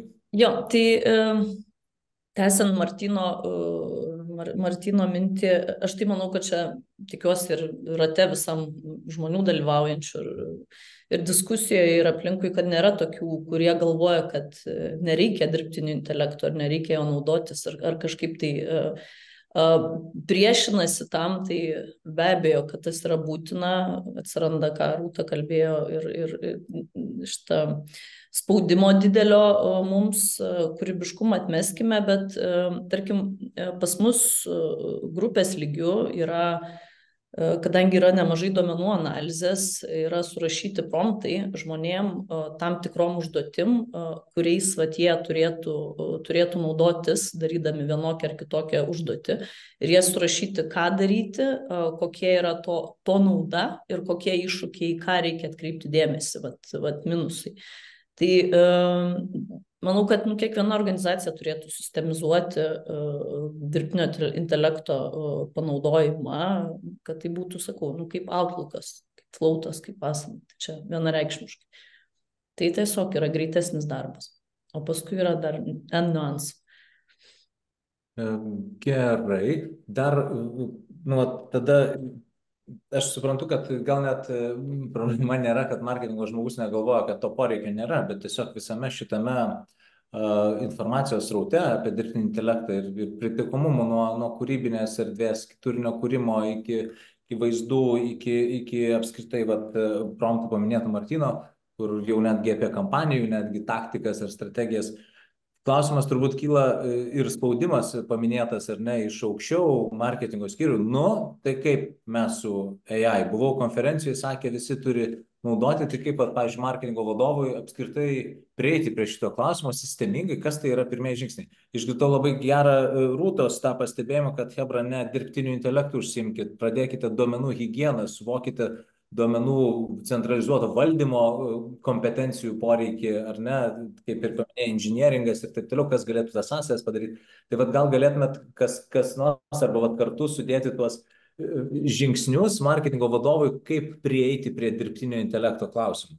Nes iš tų promptų pusės tai atrodo, nu dabar pradėsiu aš rašyti tos promptus, tai o tai ką man veikti, nu, žinai, ką man su tuo daryti, o tai kaip man čia įgalinti ir panašiai. Tai vat gal toks iššūkis, Gražvydas kelia ranką, ačiū tau. Tai geras labai metas yra, nes daug kompanijų biudžetų savo planuoja 24 metam ir iš kolegų labai gerą klausimą galvoju, ką planuoja daryti su AI-umi ir ar tavo tam tikras rytis galėsim optimizuoti. Žinai, ir sakau, galėsim optimizuoti, bet galėsim gal ir tavo rytis optimizuoti, kaip pardavimuose, kaip programavime ir panašiai. Tai tos diskusijos jau vyksta ir kas yra gerai, sukuria tokį pagalvojimą, gal visgi reikėtų persieiti savo biudžeto eilutes ir pasitikrinti, kur aš galiu optimizuoti, arba koks mano planas prie marketingo strategijos kitais metais bus šalia su AI. Ar aš planuoju testuoti, kaip adsus leisti, ar postus rašyti, ar turinį kurti, ar vizualus kurti. Ir tada galiu, kaip marketingo vadovas, pabandyti suprasti, kur dėsiu pastangas savo ir savo komandos, kad mes galėtumėm suprasti, kaip mes optimizuojam savo veiklą. Ar pasitvirtins, jog ne, šitos vietos mes negalim savo brandui naudoti AI, šitos sritys mes tikrai ir freelancerius ar agentūras galim pakeisti, arba tam tikras dalis jų. Ir tai bus atsakymas, kad po truputį mes tą AI ir įdarbinsim. Kita dalis yra, kai man daro spaudimą kalbėti apie AI, aš visą laiką užduodu klausimą, o kaip su BI, Business Intelligence Data Science. Rūta labai gerai užsiminė. Yra labai skirtingi verslai. Vieni niekaip neišeina iš Excelių, antri jau truputį turi brandos ir naudoja BI ir įrankius, kurių pagalba gali kažkokias įžvalgas pasisemti. Ir tada treti, kurie turi be galo daug duomenų, turi kompetencijas, kurios gali valdyti duomenis, turi infrastruktūrą, kurioje galėtų tuos duomenis pasidėti ir turi išteklius, nes AI-us mokymas ir LLM modelių kūrimas reikalauja labai daug išteklių. Tai vat, reikėtų tada kaip marketingo vadovui pagalvoti, kuriame krepšelėje tu esi ir ką čia ir dabar tu galėtum kitiem metam pasidaryti. Ir mano pačio užduotis yra tai tiesiog focus time užsidėti pačiam savo kaip marketingo vadovui ar vadoviai, pasižiūrėti savo biudžetą ir tas veiklas, kurias tu planuoji daryti, įtraukti komandą ir pasidalinti įrankiais, kuriuos tu nori testuoti ir tada daryti bendrus aptarimus, kaip sekasi su jais. Galbūt patinka, galbūt nepatinka, kokybė prasta ar gera. Ir tada, jeigu yra kažkoks teigiamas rezultatas, pristatyti visiems kolegom. Ir po truputį, manau, galima ir išmokti naudotis įrankiais. Bet norėčiau dar pridėti, kad mes galim spaudimą vienas kitam daryti ir labai protingus keywordus naudoti, kas yra LLM, kas yra AI, kas yra Generative AI ir panašus keywordai, bet nesuplakim gražiai kalbėdami ir pabandykim suprasti, ką realiai galim padaryti.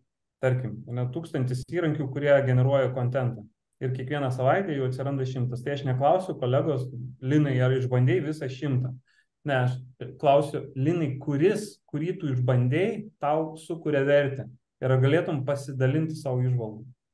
Tas spaudimas vienas kitam ir gali sumažėti. Ir nereikia kelti lūkesčio, kad visi seka, kas vyksta su ChatGPT ar su Microsoft ar su AI rinka.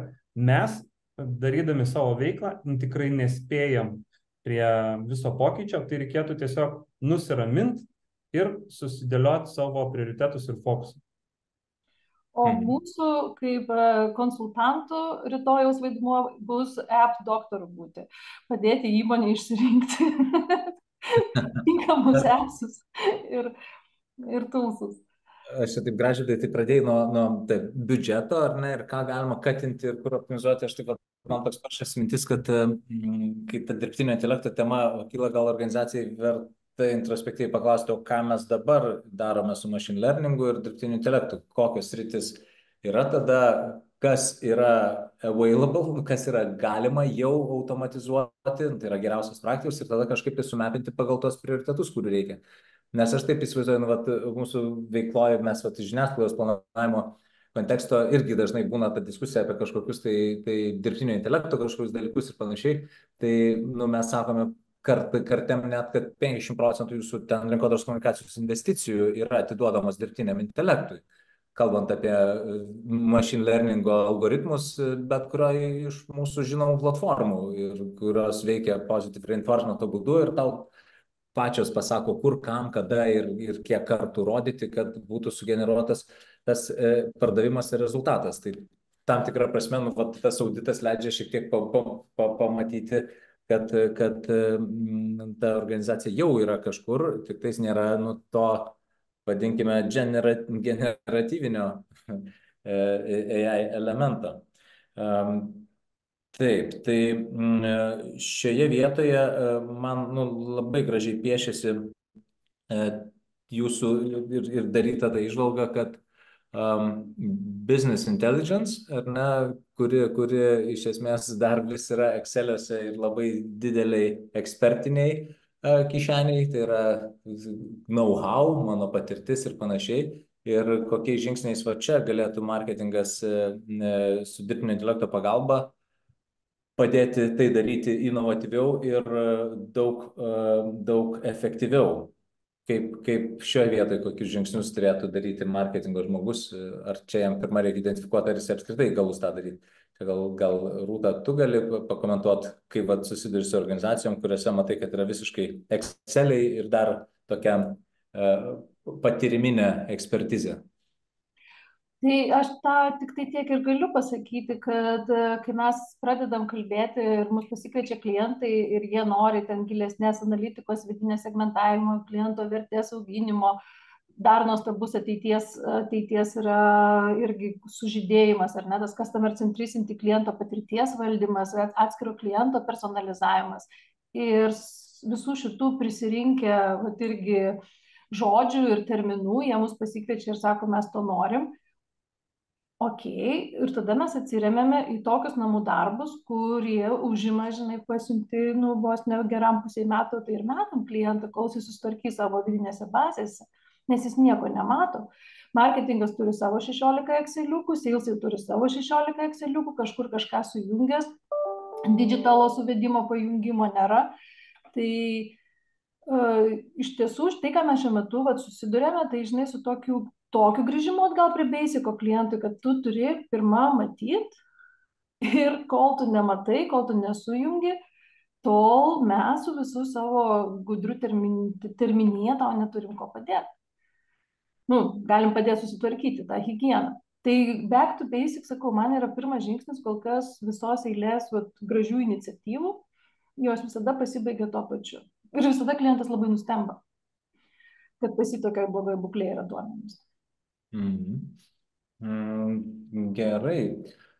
Man dar tokia mintis, o čia gal net ir pasodinta Ramintas apie, kad ir generatyvinio dirbtinio intelekto outputą, kuriuo negali pasitikėti ir jisai yra vidutiniškas ir apskritai tu su tuo nei laimėsi konkurencinėje kovoje. Ir platesnė prasme ir paminėtus algoritmais varomos platformas, Metas, Google, ar you name it, visas performance-driven rinkodaros traukinys, kuris paremtas duomenimis, hard data, ar ne? Ir algoritmas ieško tol, kol randa efektyviausią rezultatą. Konkurentų lygiai taip pat paleisti algoritmai ieško efektyviausio rezultato ir viskas tampa taip išmatuota, maks efektyvu, bet kartu kažkur tai susitinka ir tampa nebeefektyvu. Ir prieinama prie lygmens, kur ateinama pas rinkodaros žmogų ir sakoma, o kas toliau? Viską efektyviausiai išnaudojame, bet rezultatai nebeauga.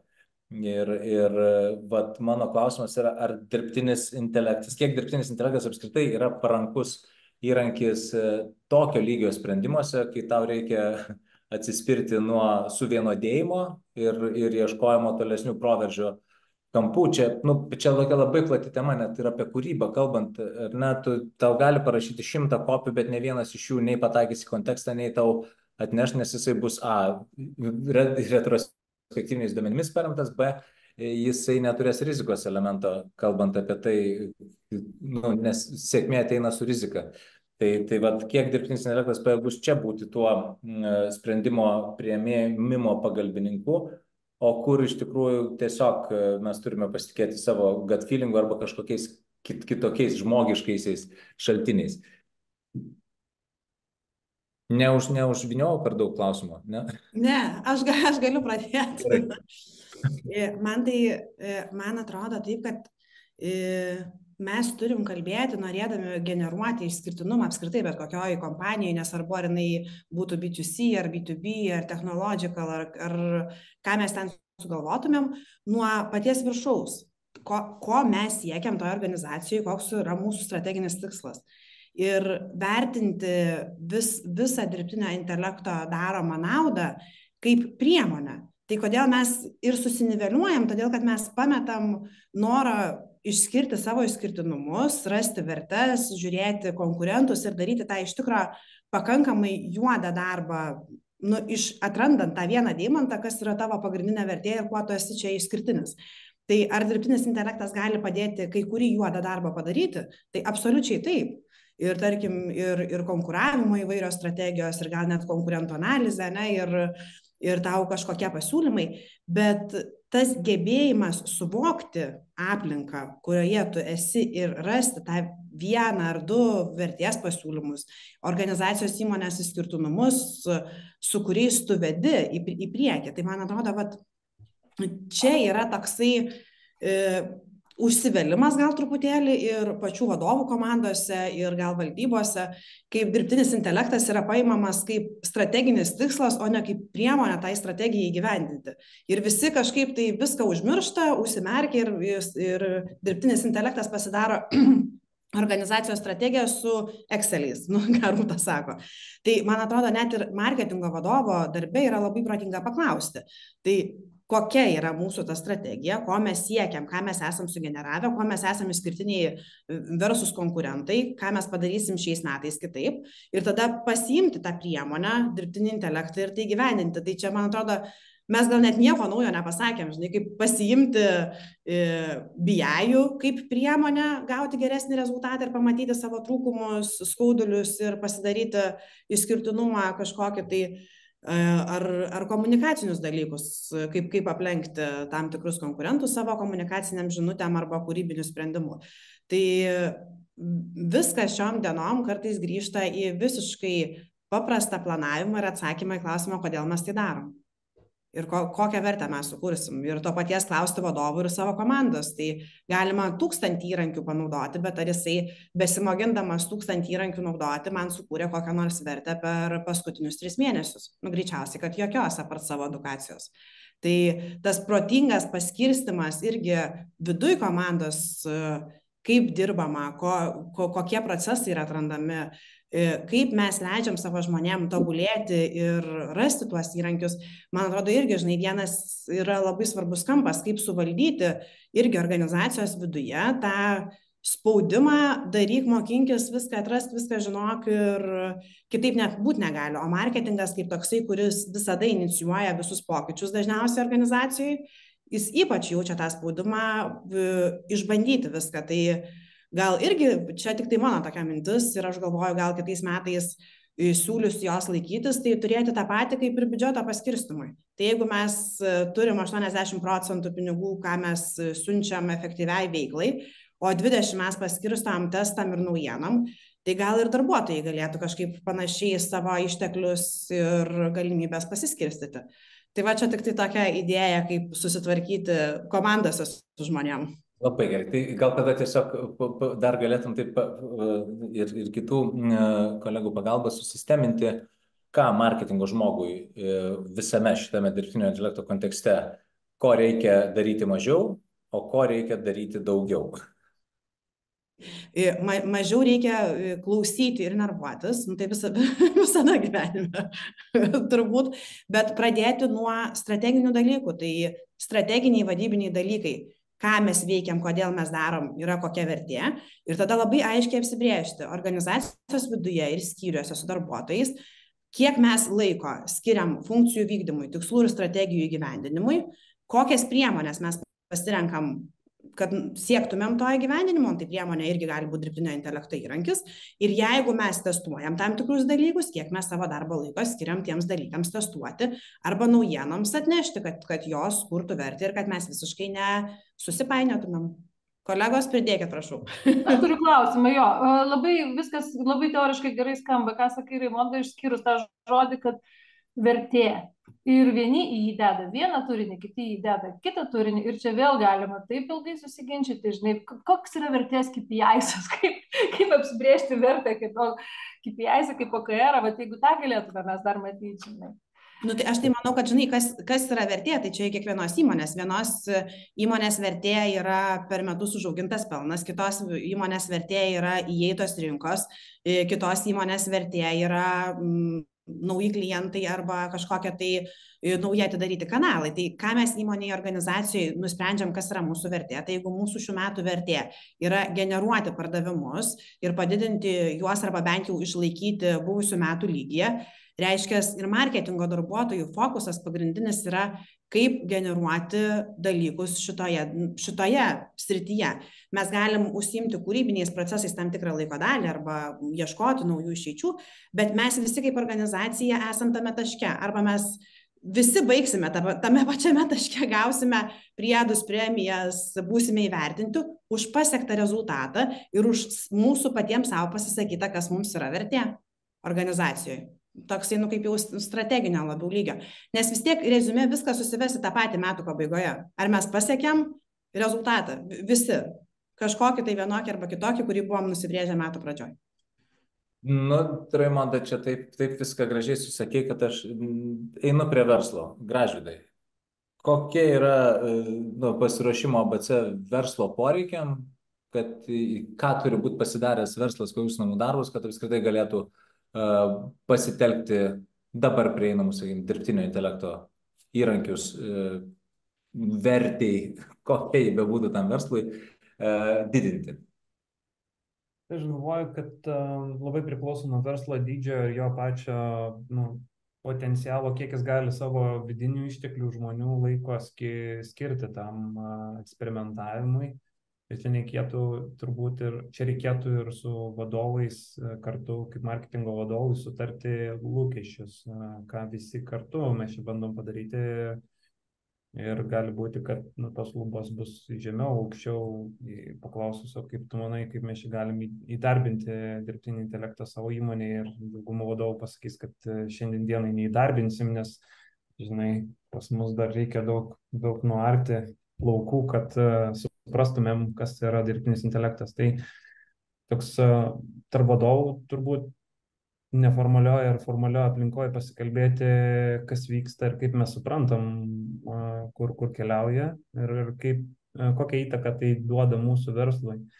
Tenka su verslais pasikalbėti ir buvo pirma banga metų pradžioje, kurie desperatiškai atkeliaudavo pas mus kaip programinės įrangos kūrėjus, sakydami, dabar mes norim viską ant įėjaus pasidaryti patys. Tada, aišku, šiek tiek nurimdavo, suprasdami, kiek tai kainuos, ir suprasdavo, kad šiai dienai gal, kaip ir Rūta sakė, higieną reikėtų susitvarkyti ir suprasti, ką turi pas save. Dabar jau užklausimai patys, kurti kažkokius produktus viduje, jie jau, kaip ir ChatGPT, protingėja ir aštrėja ir aiškėja, ko tas verslas nori, ir tada jau pasitikrina savo pajėgumus, ar jisai patems su tuo. Tai galim nebekvesionuot, kad Lietuvoje bent jau atsiras įmonė, kuri savo LLM įrankį labai protingą su daug duomenų susikurs kitais metais, galbūt keletas pasislėpusių ir tai padarys, bet fokusą dėčiau ir rinkodaros vadovom, tai suprasti ne tik kaip veikia organizacija iš business intelligence pusės, bet kaip veikia ir jo komanda iš šitos perspektyvos. Tai yra, ar jisai kalba, jog yra data-driven sprendėjas, ar visą laiką tik tai kaip jaučiasi, kaip atsibūdęs jaučiasi ir nusprendžia, kaip ta kampanija turi atrodyti. Tai reikėtų savo karts nuo karto irgi atsakyti, kaip sprendimus priimi. Ok, aš gal Martyną taip noriu dar pakalbinti, pagalvojau, kad Martynas yra AI strategijos ir plėtros vadovas, tai kas geriau, jeigu ne Martynas iš savo pareiginės perspektyvos papasakotų, ką veikia Martynas darbo dieną, kalbant apie AI strateginę plėtrą. Tai vienas iš darbų, ką darau, tai iš tikrųjų gana nuobodus, bet susitvarkyti dokumentų ūkį, parašant dirbtinio intelekto, sakykime, governance dokumentaciją, kad visų pirma įmonėje visi suprastų, kaip mes atvarkom, kaip ateina iniciatyvos, kas atsakingas už tų iniciatyvų įgyvendinimą, galiausiai didelė įmonė, kaip padaryti, kad nesidubliuotų tam tikros iniciatyvos. Tai čia viena ta tokia dalis dokumentacinė. Kita dalis yra tai bendravimas su vadovais skirtingų departamentų, suprasti, kokias problemas jie apskritai planuoja spręsti kitiems metams, 24 metams. Ir priėjimas yra toks labai, sakykime, ne kad tai labai, bet kitoks, nežiūrėti, kokie įrankiai egzistuoja ir kur mes juos galime pritaikyti, bet žiūrėti labiau iš tos pusės, kokias problemas yra ir prioritetų tvarka, kaip jas galima spręsti ir ar dirbtinio intelekto įrankis gali prisidėti prie to sprendimo. Tai dabar, ką mes dar atrandame kaip įmonė ir ką aš pastebiu su kitomis įmonėmis dirbant ir bendraujant, tai kad kai kurios įmonės norėdamos dėktis tam tikrus dirbtinio intelekto įrankius, pasikalbėjus mes suprantame, kad ten yra ne dirbtinio intelekto įrankiai reikalingi, o tiesiog automatizacija. Ir kai kurios įmonės tai maišo su dirbtiniu intelektu ir galvoja, kad čia yra kažkokia magija, bet iš tikrųjų tai yra savo procesų žinojimas ir išnaudojimas tam tikrų automatizacijos įrankių, kurie yra prieinami viešai arba darimas savo, kad išspręsti tam tikras problemas. Na ir kai kurios yra jau pažengusios įmonės labiau arba tie patys departamentai, jau ten apjungimas, sakykime, to automatizacijų su tam tikrų dirbtiniu intelektu. Tai šita yra dalis, tada kita dalis būna, kad mes, sakykime, sakom, norim spręsti tam tikrą problemą, jinai yra prioritetas, bet mes neturim pakankamai kokybiškų duomenų, nes duomenys jie turi būti ne tik, kad jų turi būti pakankamai, jie turi būti pakankamai greitai besikeičiantis, jie turi būti teisingi, tai yra daug tokių išlygų, kad tik tai su jais ir juos turint galima būtų iš principo turėti kokybišką tą sprendimą, bet tų, pavadinkim, viešų sprendimų, kurie yra rinkoje.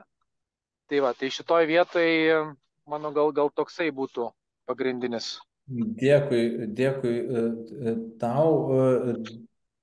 Dar norėjau klausti, turbūt, kad čia toks atsakymas pats padiktuoja iš klausimo apskritai, kaip vertinti dirbtinio intelekto ar vadinkim machine learning automatizavimo iniciatyvas, jų atsiperkamumą. Tai pagalvojau, kad ir per atsiperkamumą, kas tai bebūtų, Gražvydo minėtas optimizavimas biudžeto kontekste, ar sutaupytos valandos, ar uždirbtos papildomos pajamos.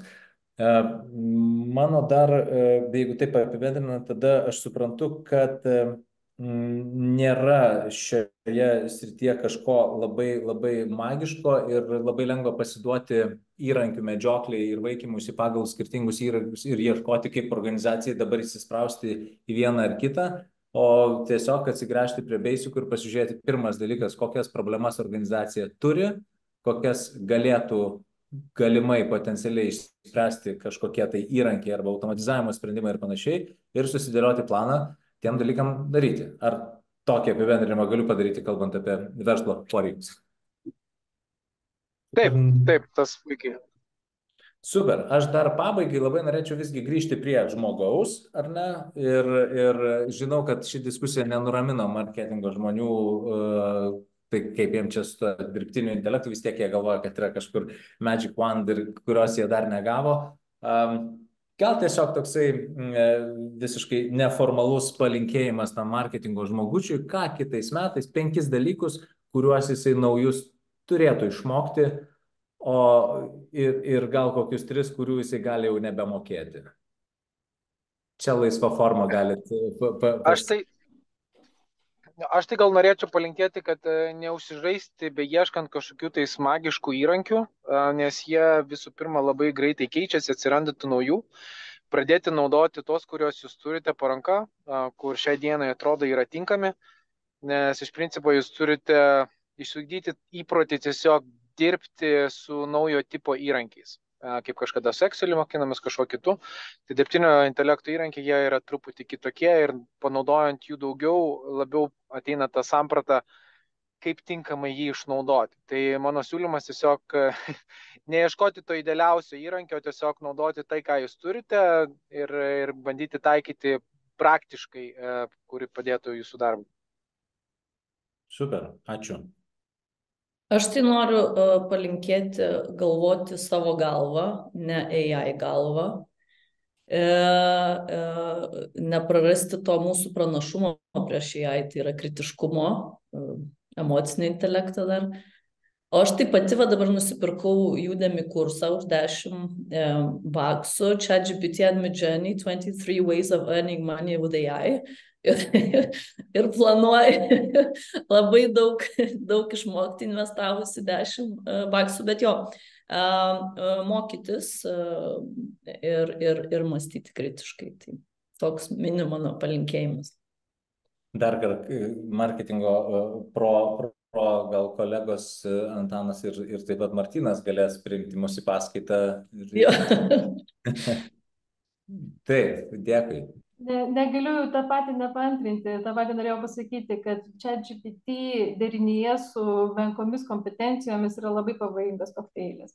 Ir manyti, kad jis atsakys tavo į klausimus yra šiai dienai galbūt, kaip sakėm, yra dar rizikinga ir reikia mokėti jį valdyti, nepasitikėti, tikrinti. Ką manau labai dar sakai yra vertingas kvietimas užsirašyti mūsų kursus. Mes turbūt apie tai kalbėsime, mes visi mokinamės. Ar ne, kaip su juo dirbti, bet šiai dienai jo pasitikėti ir ypatingai atiduoti valdybai kažkaip reikia uždrausti, kad jie neprisiskaitytų tenai, žinai, su patarimais ir mokėti apginti savo mintis, turbūt yra bus iš tos temos užduočių ateinančiais metais. Visiškai, aš tai gal irgi noriu pritarti Rūtai, kad ką marketingo vadovas, marketingo specialistas gali padaryti organizacijos labui ir naudai ir savo labui, tai ugdyti ir auginti savo kompetencijas. Tai kritinis mąstymas, kaip sakė Eugenijus Laurinaitis, per ateinančius 20 metų taps absoliučiai kritinė kompetencija, taps kritinis mąstymas. Tai bus vienas svarbiausių kompetencijų, kurias ateities vadovas ir žmogus sunkiai begebės išgauti iš savęs dėl visų dalykų, kurie vyksta aplink mus. Tai auginti savo kompetenciją, žinias, struktūruotai mąstyti, turėti logiškus paaiškinimus, ieškoti alternatyvų ir bandyti rasti tą atsakymą į galutinį tikslą, kurio tu sieki, yra, man atrodo, visiškai must. Tai čia turim dirbti. Naudoti dirbtinio intelekto įrankius kaip priedą, kaip gebėjimą sutrumpinti procesus, o visą kitą, visus kitus dalykus investuoti į savo kompetencijas ir gebėjimą aiškiai mąstyti ir lavintis. Tai mano patarimas, mokykitės visą gyvenimą. Nuraminai, matau bendruomenę dar mokytis rimtai. Taip. Ačiū. Tai aš norėčiau palinkėti, kad mes priimtumėm tai kaip technologiniai slenkstį arba tam tikrą lūžį. Tų slenkščių įvalės yra per gyvenimą patiriama. Ir pargrįžti per 2-3 atgal ir pasižiūrėti, ką reikia susitvarkyti tiesiog. O šiaip pažaisti tais įrankiais. Visi kalba, visi džiaugiasi. Manau, kad kūrybiškumui irgi yra kartais galima sau leisti tuos įrankius išbandyti ir jais dalintis, nes kaip ir Raimondas sakė, tas marketingo komanda ir marketingo vadovas tai proaktyviai neša tą vėliavą dažnai visokių naujovių organizacijai, tai reikėtų tiesiog supažindinti organizaciją, kad yra ir kitokių būdų trumpiau, lengviau, greičiau padaryti dalykus. Ačiū labai. Tai toks man labai skambėjęs. Tiesiog nepameskite savo galvos, mėly kolegos marketingistai. Priimkite technologinį slenkstį ir ženkite per jį drąsiai. Nusipirkite Udemy kursą, kurį nusipirko Raminta ir jame tikrai negausite to, ką gausite mūsų pro kursuose. Ten tik apie pinigus, Linai. Jo, tai ar bus kurso nuoroda? Michail klausia, taip bus ir visą medžiagą pasidalinsime ir net su QR kodu galima bus iš karto susijungti su Lina, kuri detaliau papasakos. O tuo kart labai noriu padėkoti diskusijos dalyviam Martynui, kuris per visas aplinkybės vis tiek prisijungė prie mūsų ir pasidalino įžvalgomis. Tai su mumis buvo Rūta Gaudiešienė, Cvita partnerė, marketingo ir rinkos tyrimų ekspertė, plojimai. Ir Ažvydas Kaminskas, NFQ Technologies marketingo vadovas, plojimai. Aš perduodu visos online auditorijos irgi plojimus.